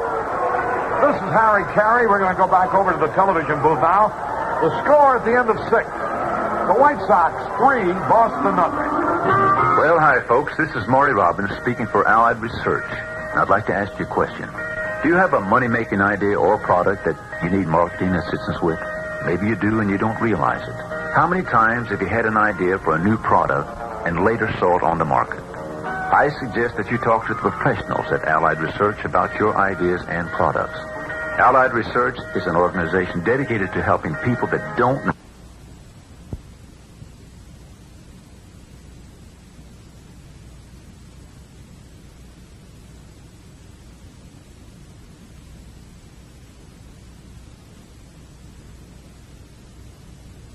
They'll tell you either way. Call for a free confidential interview today. That number is 345-3020. That's 345-3020. Remember, success starts with action. So call now, 345-3020. Take it from Marty Robbins. No idea is too small. Jimmy Pearsall with Harry Carey and Lauren Brown. We're going into the 7th inning, and I saw some weird baseball in the 6th. And I imagine you've been hearing about it, but I was on TV, and we ran it 3 or 4 times, and it showed that Doyle, backtracking, playing the ball badly, had no chance to catch it at all, the wind blowing it away from him. Carbo almost caught it. And then they called it an infield fly. Took us right out of the inning. I just can't believe what I saw. I'd like to ask Mr. Butler, the head of the umpiring crew who's in town, to give me a little better definition of that play. I know that if you can catch it, and it's easy for any infielder to catch it, or he's going to catch it, it's an infield fly. But that ball was like a Texas leaguer. Well, it's over with, and you can't do anything about it. So, George, we got Bernie Carbo stepping in. Carbo got a base hit his last time up to center field, and he grounds to second base right now on a breaking ball.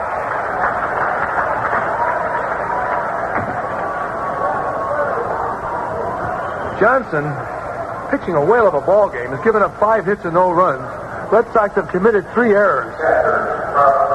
Carlton Fisk be the hitter. Strong right-hander. He can really rip that bat. He hits for average. Last year, not one of his better years. When he was holding out early in the season, he hit .247 with 14 home runs. Tries the bunt now, and he bunts it out in front of the plate, and that could have got him, too. So now, Fisk bunted the ball out in front of the plate, then ran into it, but the umpire said no, it hit him in the box. Johnson, charging off the mound, is pitching his spots, getting ahead of the hitter, looking like the pitcher I've seen several times against Texas last year. The wind now is blowing in from right. Zisk is playing shallow. Big hole in right center field. 1 out. White Sox leading 3-0. Top of the 7th as Fisk steps out. Fisk hitting .333 with an RBI. On deck, Dwight Evans. Johnson shakes off Essian's sign. Now he comes with a breaking ball. Fly ball behind the plate. It's out of play. And everybody in the stands is hollering, I got it. And now they're getting Harry's net ready out here where he's over on TV. I never saw anything so big. I'd like to have played center field with that. I'd have made a fortune. Soderholm at third. Bannister at short. Both playing deep and around towards third. There's the pitch. Ground ball. Hit off the left side. Eddie Yost, one of the great third basemen of my time, feels it easily and fires back to Johnson. As Johnson continues to stay ahead, he's got 2 strikes on him, and he's been having most of these hitters chasing bad balls. Scott hit back to him on a change of speeds in the 5th inning. Double play hit by Hobson. There's a sidearm pitch swung on and missed. What a swing he had at that ball. Right on the outside part of the plate. Bart Johnson gets strikeout number 4. Dwight Evans playing center field. Outstanding right fielder, too. Can really throw the ball. Johnson working quickly, fires a fastball. Hit into right center field in the alley. That may be in for extra bases. It is. Over comes Lemon. He picks it up. Round second base is Evans. He's going all the way to third. Here comes the relay from Orta, and he's not going to get him as he slides safely into third base with a triple. With 2 outs now, Evans hits a high fastball in the right center field, all the way to the wall for a 3-base hit.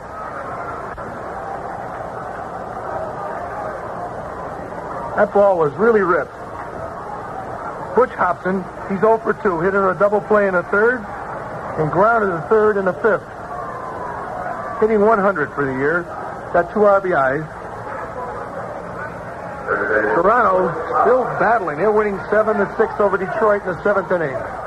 Man on third now takes his lead. There's the first pitch outside, a slider, as Essian made a good play. Brian Downing not in the lineup due to an injury to his arm. Johnson kicks high and throws another one in the dirt as Essian has to go to his right and dig it out.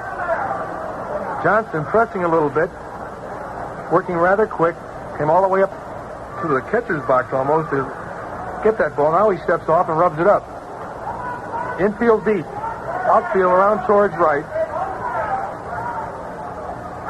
Orta deep at second. On deck, Rich Burleson. There's a pitch lined in the left field for a base hit. That'll score a run. Evans comes in with a run.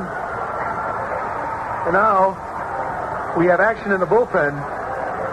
McGraw and Hamilton both warming up. Hamilton did a fine job yesterday in relief. Base hit and a run-scoring single for Butch Hobson. Rick Burleson's up. Grounds to short. Single off. He's Reich, and he doesn't like it at all. He swings his bat in the dirt as he singled off of Spencer's chest on a bad hop, and then lined back at the pitcher. He's 1 for 3. Hobson with a good lead now. At the belt, he fires over the first bases. Johnson. 1 run in, top of the 7th inning, 2 outs. Run was scored with a triple on 2 outs and a single by Hobson. Johnson really getting fidgety around the mound right now. Walks over towards first base. He's looking like Mark Fittich.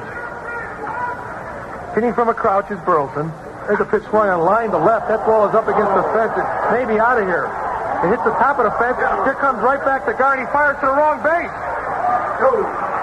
Boy, instead of firing in front to that leadoff runner to make sure he don't score, he wheeled and fired to second base. And if the runner, and Yost is talking to him right now, if he's around it, he might have sent him all the way when he saw that ball going towards second base. So now, 3 line hits, and Johnson very unhappy with himself, as the score now is 3-2. No, 3-1, I'm sorry. Yeah. Let's pause here for station identification as Bob Lemon comes to the mound. This is WMAQ Chicago.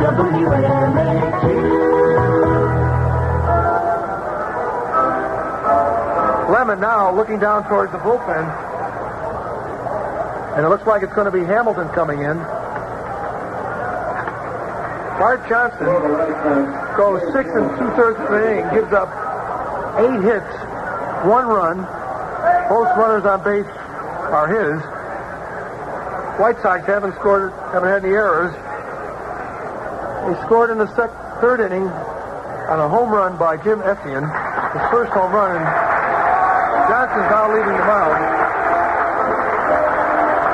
It's a nice round of applause. It's the longest he's gone all spring.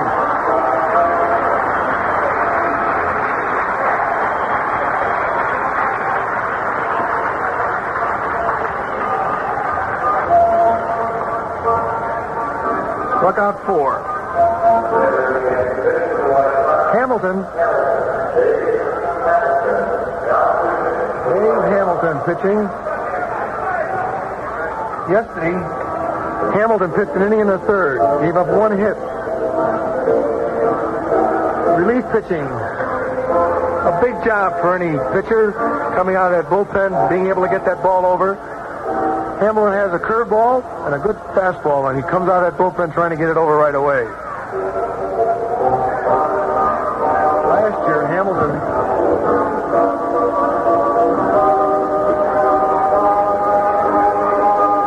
was 6-6 with an ERA of 3.59, was in 45 games. 90 innings pitched, 81 hits, 45 bases on balls, and 62 strikeouts. He comes in here right now to face a pinch hitter, Dave Coleman, young man who played for Rhode Island last year with 278, 12 home runs and 66 RBIs as Etienne goes to the mound.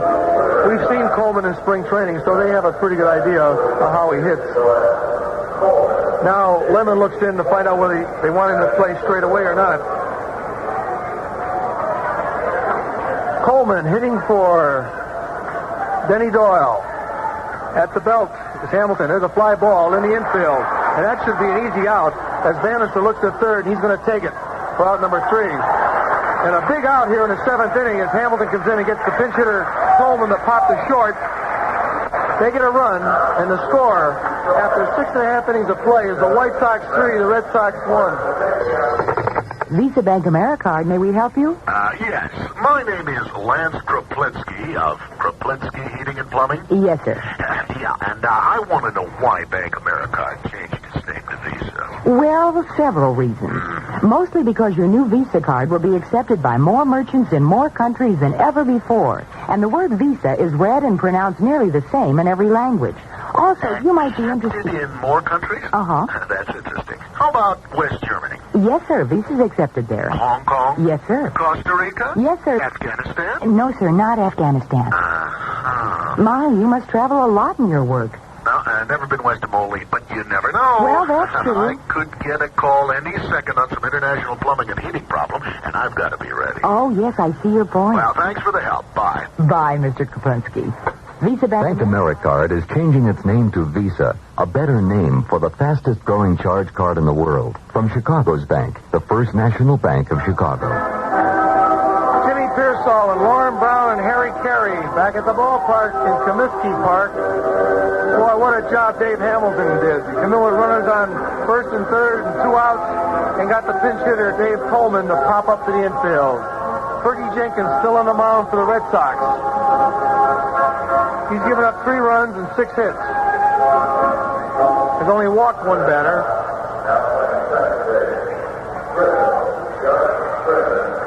Jim Etienne will step in. Etienne hit a home run and then hit a beautiful sacrifice bunt in the 5th inning. So he's 1 for 1 as he starts things off here in the bottom of the 7th inning. Flag's really blowing now towards right. Evans in center field is straight away and not too deep. Carbo not too deep and right. Griffin over by the bag at second and deep. First pitch swung on by Etienne, and he didn't get it on that slider down. Jenkins has a pattern.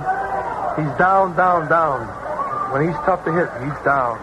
There's another pitch on the outside corner and down. Ball. 1 ball and 1 strike. St. Louis Cardinals leading 7-2 over the Mets in the 8th inning. Pittsburgh won 3-0 over Montreal, and there's a changeup inside that brushed him back. 2 balls and 1 strike. Baltimore is at Milwaukee tonight. The 2-1 delivery. Swung on, hit in the center field. In comes Evans. He doesn't get it. He trapped it. He trapped it. He didn't catch it. He didn't catch it. He trapped it. Good call by the umpire at second base, Larry Barnett. As you can see it really up here. And Evans making a kind of a dive for the ball and hiding it under his body. But we could see it scooted right into his glove. Fine play and a good call by Larry Barnett, the umpire. Took away that little play we were worried about in the 6th inning when they called that one play an infield fly. Ralph Gard, a hitter. The season now with 2 hits. Ralph Gard, a hitter. He bunts down the third base line. This rolls foul. Almost a perfect bunt. They would never have got him with his speed if that ball had stayed fair. Gar hit his triple his last time up. Drove in a couple of runs. He's 1 for 3. Rounded the first, in the first, struck out in the third, and then tripled to right to drive in a couple of runs. And at great speed, got him a triple. Hobson at third is really in on the grass. About a quarter of a way in. The umpire behind the plate calls time. Etienne with a good lead. White Sox liking to get a run right here. We're in the bottom of the 7th. Sox lead 3-1. Infield in double play position. Scott holding the bag on Etienne. Gar steps out as Jenkins takes too much time. Warming up in the bullpen, Willoughby and the left-hander House. At the belt now is Jenkins. The runner fakes going. There's a pitch swung on. Hit in the right field for a base hit. Round second base is empty. He's coming. No play. Boy, what a good play. And now the boomer said he didn't tag second base. Gar reached out and ripped a base hit in the right field. Etienne runs pretty good for a catcher. Goes all the way to third base. And now the hits are all even at 8. And the White Sox have runners at first and third on 2 base hits in a row. Ralph Gar with 2 for 4. Alan Bannister struck out in the first, got a base hit to center in the third, and hit the short. He's 1 for 3. Infield in now. Now Hobson backs up a little bit. Gar with a pretty good lead at first. Etienne not too far off the bag at third. The pitch. High. D. Wright. He's been pitching so low, when you see the catcher reach up for a pitch, you're not sure whether it's a strike or a ball. Umpire behind the plate doing a good job for a rookie. Really letting you know far in advance what's going on. On deck, George Orta. Nobody out. Infield shallow. At the stretch, there goes the runner. Pitch swung, hit right back at the pitcher. They'll get nobody at second. But he'll fire over to first. He hit that ball hard, but Jenkins, a real good fielding pitcher, picked cherries and just threw it over the first base's target in the second easily. That'll go 1-3, and we have runners on second and third, one out. White Sox with a run in the third and two in the fifth lead 3-1 as Zimmer's going out to the mound right now to ask him how he's feeling as they got two guys warming up in the bullpen. Number 38, Jim Willoughby, who last year had an ERA of 2.82. It's hard to believe he lost 12 and only won 3. And he's having quite a conversation with him. The run we scored in the second inning was a home run by Essien. The two runs we got in the third were on a triple by Gar after Soderholm doubled, and then Chet Lumming got on an error on a throw by the third baseman. Umpire out there now trying to rush things along as Fisk continues to talk to Jenkins. White Sox with two runners on. Essien singled up the middle. Gar singled to right. And then with the hit and run on, and the only runner was going was the runner on first. The runner on third does not go on that hit and run. The ball was hit right back to the pitcher for an easy out. And now Orta, the hitter. Orta, 1 for 2. Holds the bat down at the end. Good power. Outfield around towards right and deep. The infield playing in. There's a pitch, just misses outside, just below the knees. Boy, I certainly wouldn't want to be an infielder, but the way he snaps that bat and makes the ball jump off that bat, it goes hard. The Boomer at first, even with the bag. Now he's coming in a little bit. Blocks that hole. There's a ball outside as he tries to pitch him away. Coaching at third base, Bobby Knopf. At first base, Bonoso. On deck, Richie Zisk. We're in the bottom of the seventh, 3-1 White Sox. Full windup now by Jenkins. Shakes his head yes. Now he's ready. He kicks that front foot. Delivers. There's a fly ball off to the left side. Over goes Hobson. Over comes Burleson. Now he backtracks and takes it. Boy, that's a tough out for us. We certainly would have liked to fly ball somewhere or hit it on the ground, but he got him to pop it up to the third baseman. And 2 outs. Top to 5.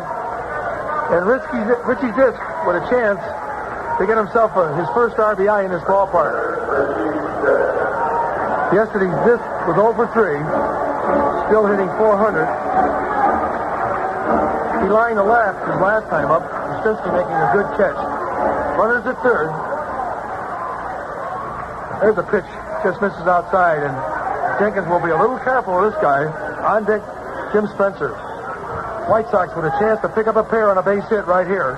Evans moves over in left center field. This ready. There's a long drive to left field. That ball's out of here. It is out of here. It hit the top of the facing him on a second deck. Boy, he grabbed a hold of that slider that was inside. He looked for it and just waited and ripped it out of here. 3 big runs for the White Sox.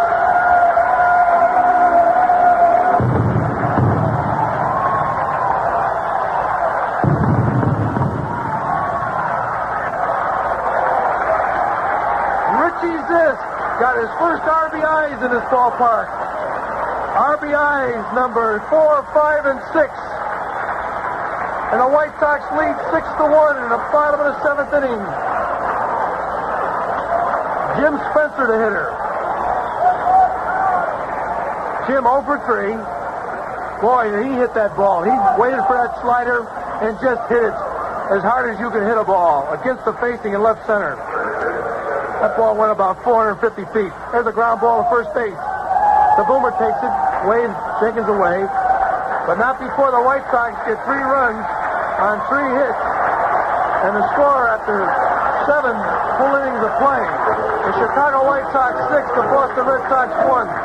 Though April showers may come your way. Hi, I'm Harry Schmerler, your singing Ford dealer. I've got over 100 new Ford trucks in stock, and the special sale is on now. A new Schmerler Ford F-100 pickup is only $34.95. Now, that's right. For only $34.95, you can own a brand new 1977 Ford pickup. $34.95 includes all charges except sales tax.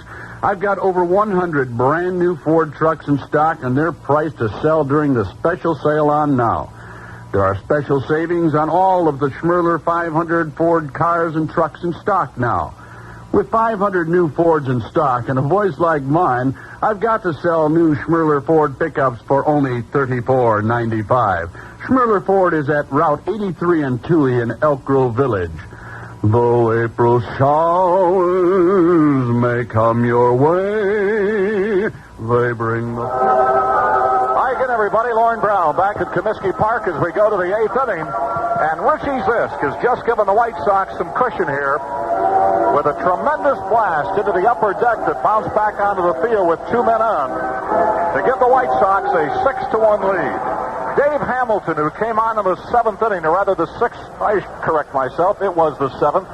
Runners at second and third, 2 outs, 1 run in. Threw only 1 pitch to retire the pinch hitter Dave Coleman. Stays in the ballgame to face Rice, Yastrzemski, and Scott. And the first pitch to Rice is inside the ball. Laren LeGros, a right-hander, loosens up in the White Sox bullpen. We have a left-hander and a right-hander pitching down in the right field bullpen for the Boston Red Sox. Tom House and Jim Willoughby. Next pitch to Rice was inside the ball. Rice today, 0 for 2. He's walked once. Here's the 2-0 delivery, and it's way outside the ball. 3 balls and no strikes. 6-1, the White Sox out in front. And he takes ball 4 inside. Hamilton misses on 4 consecutive pitches. That's only the second walk given up today by the White Sox pitching, and both, ironically, have gone to Jim Rice.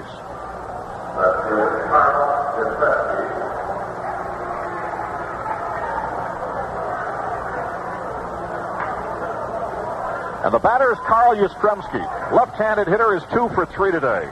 Takes the ball inside. The White Sox jumped out in front 1-0 on Jim Essian's first Major League home run in the 3rd inning. Added 2 more runs on a 1-out triple by Ralph Garr in the 5th, and Yastrzemski takes a strike to even up the count. Then the Red Sox came back with a run in the 7th inning after 2 outs, a triple by Evans and a single by Hobson. But Richie Zisk came up with a 3-run homer in the 7th. Here's a pitch outside, ball 2.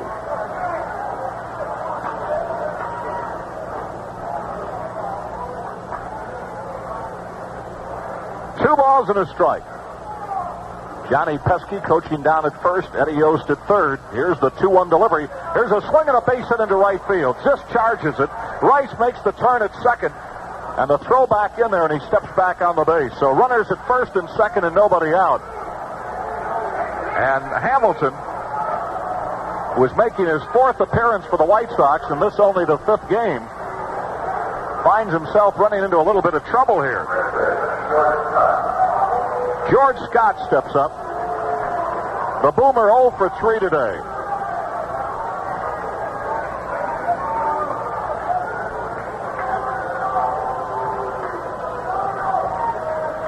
Hamilton, with an earned run average of 5.79, no wins and 1 save to his credit. While our statistics here show that he does not have a save. I thought he had one. And now Essian goes out to talk to his pitcher.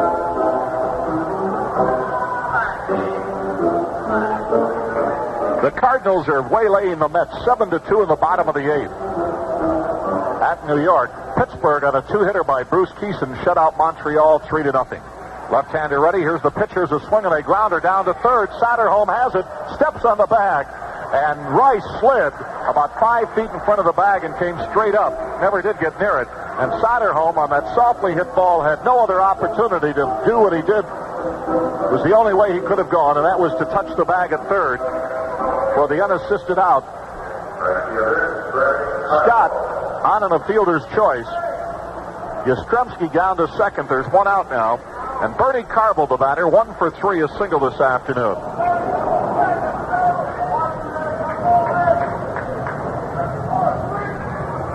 White Sox have turned over 1 double play today, and they have turned over 6 for the year. Now have a double play situation in front of them. And the pitch way outside in the dirt goes back to the screen, and there goes the double play as the runners move up to second and third. A wild pitch.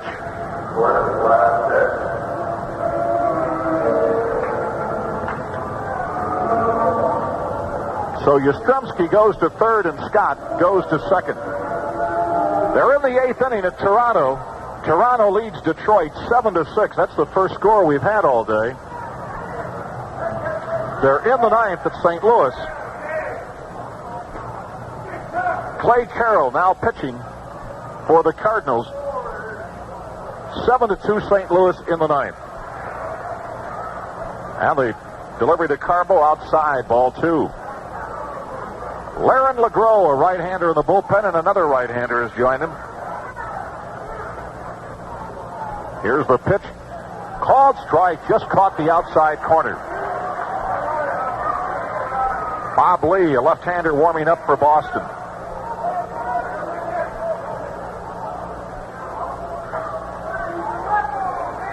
Barrios also in the bullpen with LeGros. 2 balls and a strike. 2 runners on. We're in the 8th. The White Sox with a 5-run lead. Here's the pitch. Here's a swing and a foul on a play going off to the left side and on the roof. And the count is even up now at 2-2. Remember, the Toronto Maple Leafs come in here. They're the Toronto Blue Jays. Yeah, I'm not around that much hockey. I keep wanting to say Maple Leafs. Well, we saw the Maple Leafs play when we were there last week. The Stanley Cup against Pittsburgh.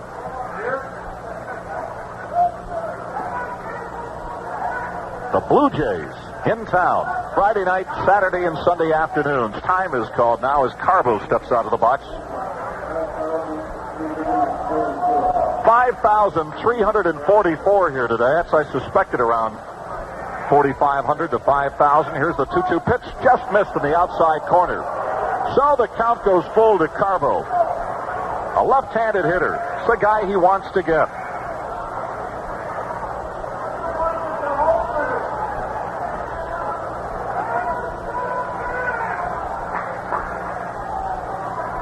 Three balls and 2 strikes.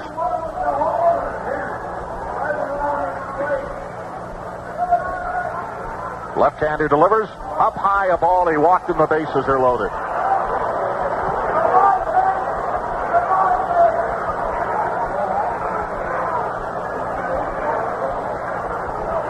So now Bob Lemon comes out to the mound. That's going to be all for Dave Hamilton. You got Fisk coming up, a right-handed hitter. So they're going to bring in Laren LeGros, who has a save to his credit. Well, let's see. White Sox pitched a total of 2/3 of an inning.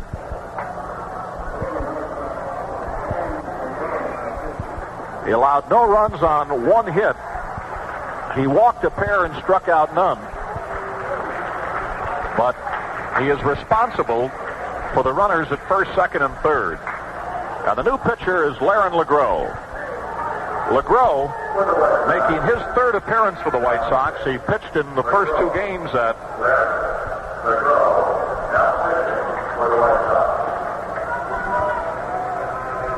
Toronto. In 2 innings, he's allowed no runs on 1 hit, and he has struck out a man.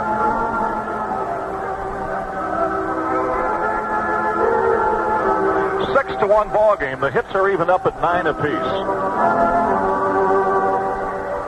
And the first man that he will face will be Carlton Fisk.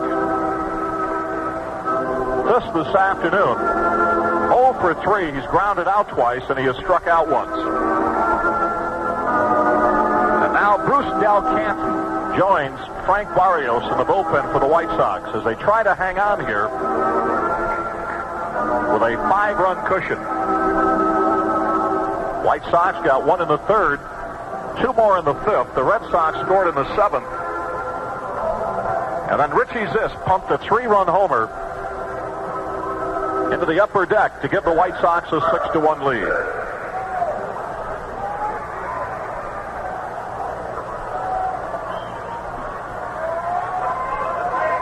LeGros has completed his warm-up tosses, and Carlton Fisk steps in.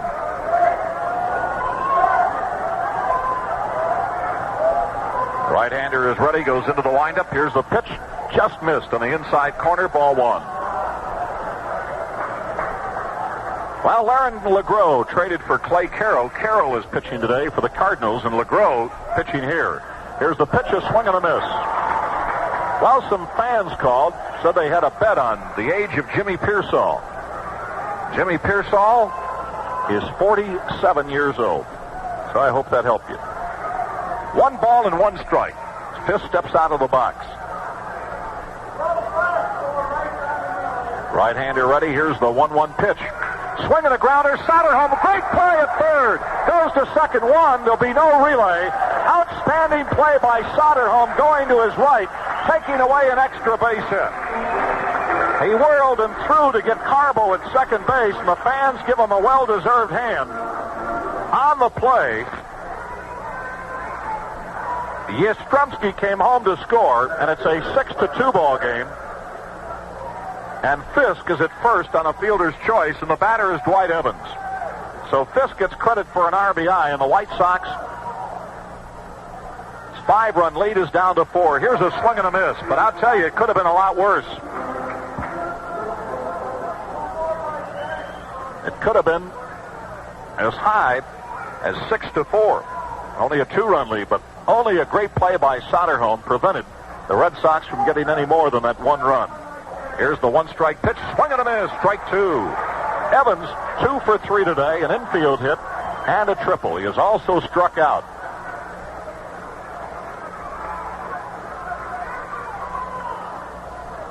Right-hander ready, working out of the stretch.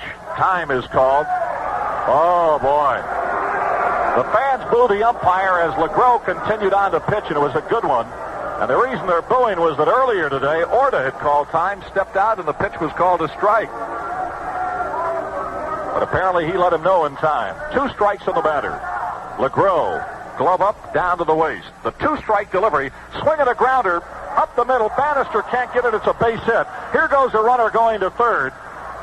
And it's a 6-3 ball game now as Scott comes home to score. And on the play, Fisk goes all the way around to third, and Dwight Evans continues with the hot stick this afternoon.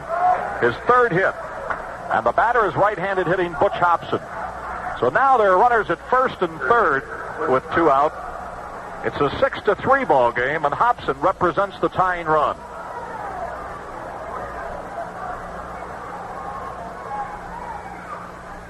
And the first pitch is called strike. Well, I'll tell you, 2 fastballs for a strike, and that last pitch just caught the outside corner, and Evans reached out and put it up the middle.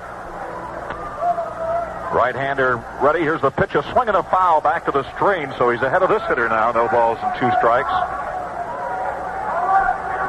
Apodaca has come in to pitch for the Mets in the 9th.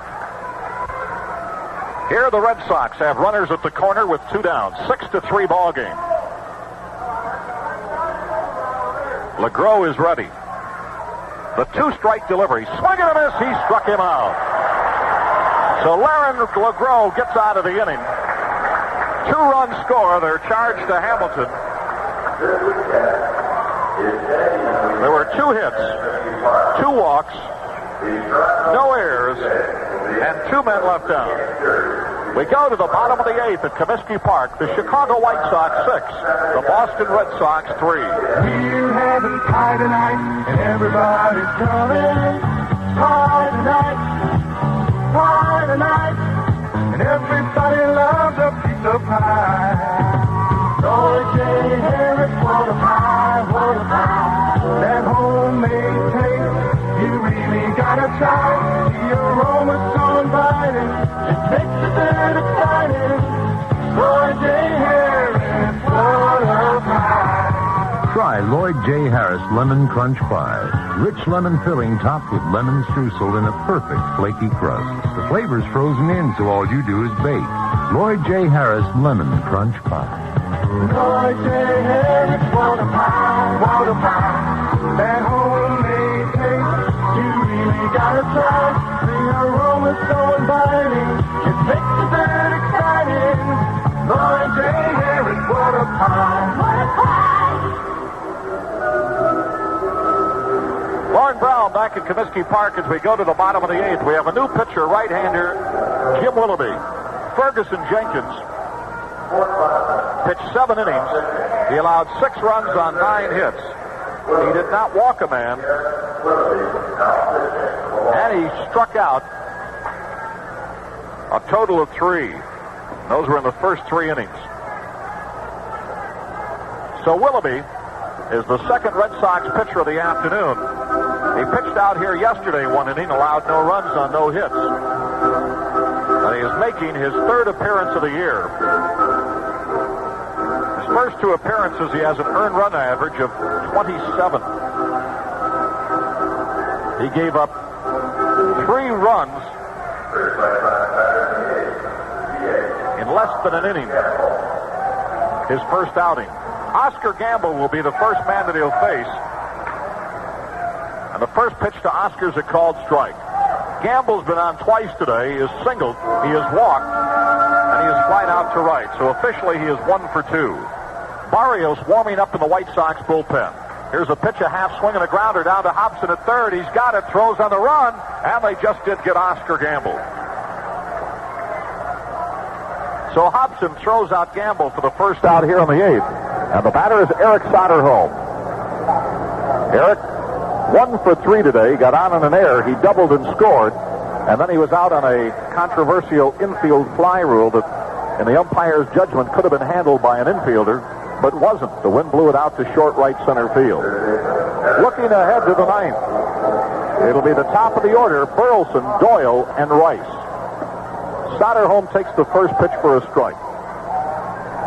Well, Doyle will not bat. He is out of the ballgame. It'll be Doug Griffin who came in to play second base. Here's a swing and a grounder foul.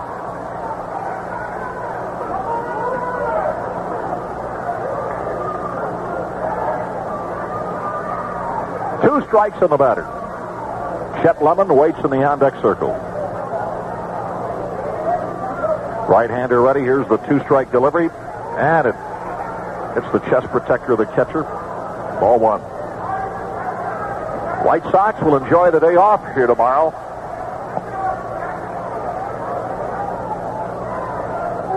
And then out here Friday night. Here's the pitch. Hits the plate, gets away from the catcher. 2 balls and 2 strikes. Now that last pitch must have hit Soderholm's bat before it went off the chest protector of Fisk, because the count on the board is 1 ball and 2 strikes. Tigers batting in the 8th. They trail Toronto 7-6. The Blue Jays off to a surprisingly good start. Here's the 1-2 delivery.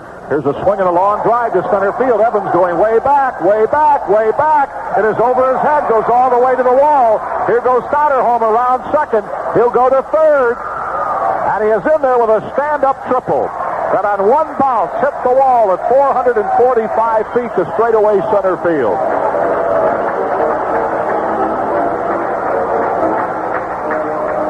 Eric Soderholm could well be 3 for 4 this afternoon. But as it is, he's 2 for 4, a double and a triple. He's got 9 in there, and then that aforementioned infield fly rule situation. So with 1 out, the infield's going to be drawn in as Chet Lemon steps up. Lemon 0 for 3 today. He got on in an air in the 5th and came around to score. There's a swing and a fly ball to right field. Should score the run. Carbo over. He's got it. Here's the throw into the infield. And coming home, standing up, is Eric Soderholm. And the White Sox go out in front 7-3.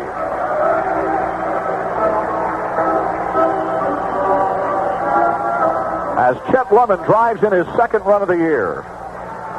So there are 2 out, and Jim Essie in the batter. He's had a perfect afternoon. A home run, his first in the major leagues, a perfect sacrifice, and a single. He has scored 2 runs. Right-hander ready. Here's the first pitch to Essien, and it's low ball.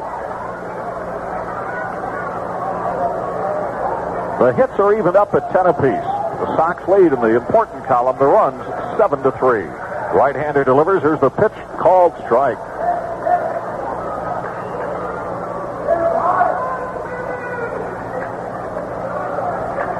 California. Here's the pitch inside a ball. And Oakland are off today. Baltimore and Milwaukee are off. Cleveland's at Texas tonight. Minnesota's at Seattle tonight. And the Yankees are at Kansas City tonight. Last pitch was inside. 2 balls and a strike. Right-hander ready. Here's the pitch. Outside a ball. The White Sox, in their 10 hits, have had 2 homers, a triple, and 2 doubles. So half of their hits have been extra base blows. This has been the best afternoon, 4 extra base hits, and the pitch is inside and low, a ball. He walked him. And the batter will be Ralph Garr. Ralph, the leadoff man, has done a good job today again as the leadoff man. He's been on base twice, 4 times at bat, a triple and a single. That triple drove in 2 runs. Joe Torre has hit his first home run of the year in the 9th inning for the Mets. Nobody on. So it's the Cardinals 5, make that 7, the Mets 3. In the bottom of the 9th, New York is still batting. Now Carlton Fisk goes out to the mound to talk to his pitcher. Then he motions something in the dugout. Well, if the White Sox can win this game, they'll go over 500 for the first time this year. They were 0-1, then 1-1, then 1-2, 2-2 after the victory yesterday. And could go over 500 here this afternoon. Right-hander ready, working out of the stretch. Here's the pitch to Garr, and it's outside a ball. Gets away from Fisk, but not far enough to allow the runner to go down to second. The Toronto Blue Jays, making their first road trip ever, are here Friday night against the White Sox.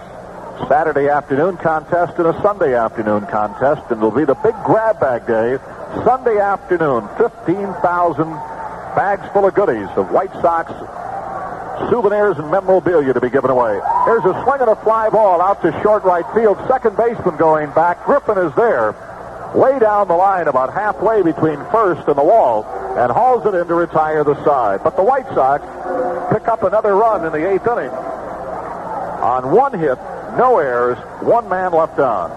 Well, at the end of 8 complete innings of play, the White Sox 7, the Red Sox 3.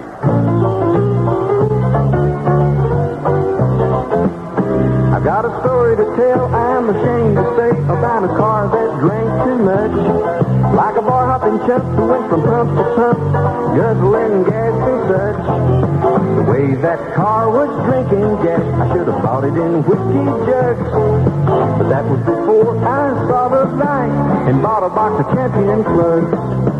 Fill her up, fill her up, fill her up with Champion.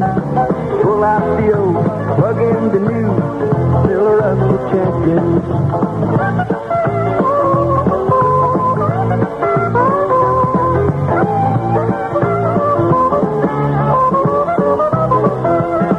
Better mileage and performance, and I'm not one for bragging. Since I filled her up with Champion plugs, that car's been on the wagon. Lauren Brow back at Comiskey Park as we go to the 9th inning. Laren LeGros will face the top of the order here in the 9th. Rick Burleson, Doug Griffin, and Jim Rice. Toronto defeated Detroit 7-6 this afternoon, and could you believe it? The expansion Toronto Blue Jays, as of this very moment, are in first place in the American League Eastern Division with a record of 4 wins and 2 losses. They'll be coming in here on Friday night, Saturday afternoon, and Sunday afternoon. Make it a point to come on out. Expecting some good weather. Bring the kids out on this final weekend of the spring vacation, Easter holiday, whatever. And the first pitch to Burleson. Caught the outside corner, a strike. He's 2 for 4 today. He's hit the ball well every time up. A single and a double. Here's the one-strike offering. Here's a half swing and a foul to the right side. Spencer drifting over. He'll have a play, and the first baseman takes it in foul territory. There's one out. Now let's see. LeGros came in the ball game when the score was 7-1. I believe the bases were loaded. 3, that'd be 4, 5. I don't think Lara. Yeah, it was 6. I take that back. 6-1. We'll wait on Dick Dozer's official decision, but almost certain he can get a save out of this if he can get these next two hitters out.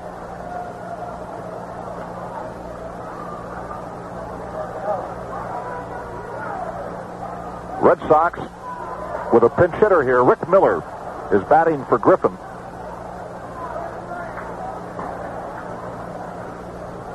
Boy, Miller has become almost a forgotten man. Here's a swing and a drive into left field. Gar going back. He's there, and he's got it.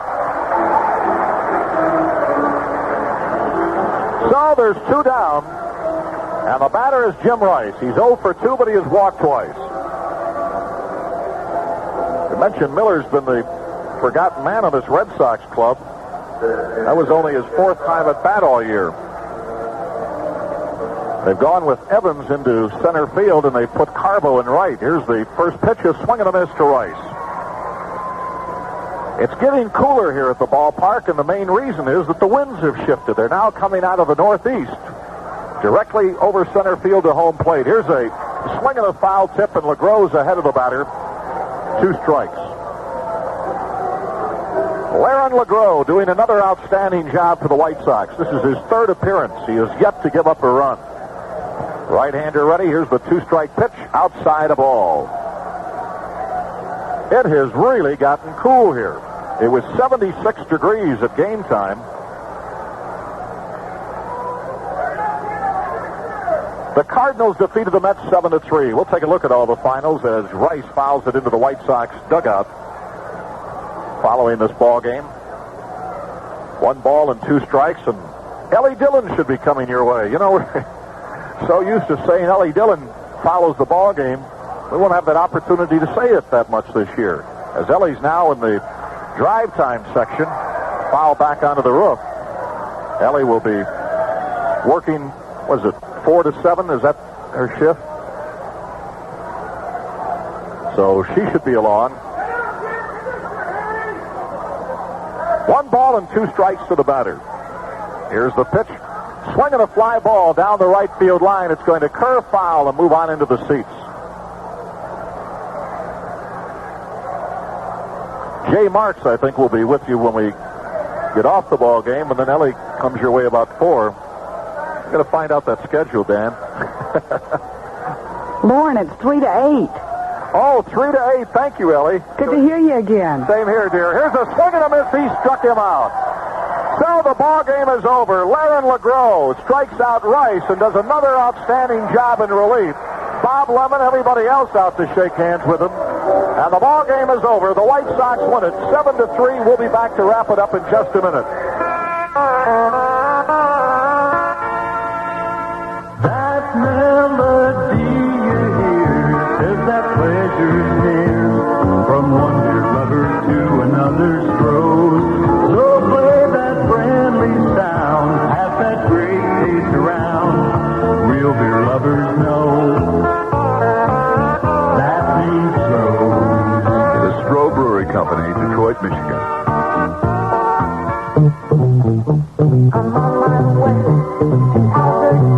Albert K's having a great spring fashion sale with 1/3 off on selected merchandise throughout the store, like fabulous sportswear, dresses, and coats in all the latest styles and colors during the spring fashion sale at Albert K today. North, east, south, west, 13 Albert K stores. So hurry to the 1/3 off sale at Albert K near you.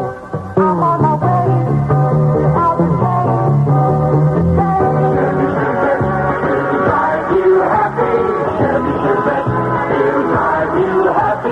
All that space is gonna put a smile on your face. It'll drive you happy.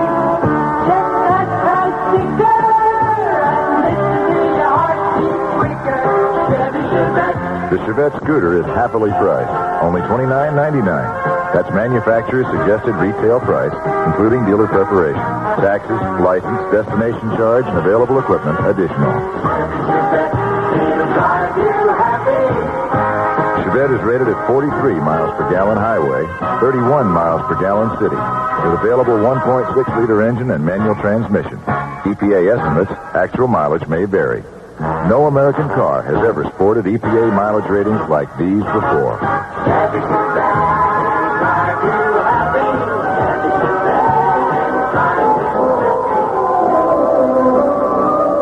Lord Brown back at Comiskey Park. Here are the totals in the ball game.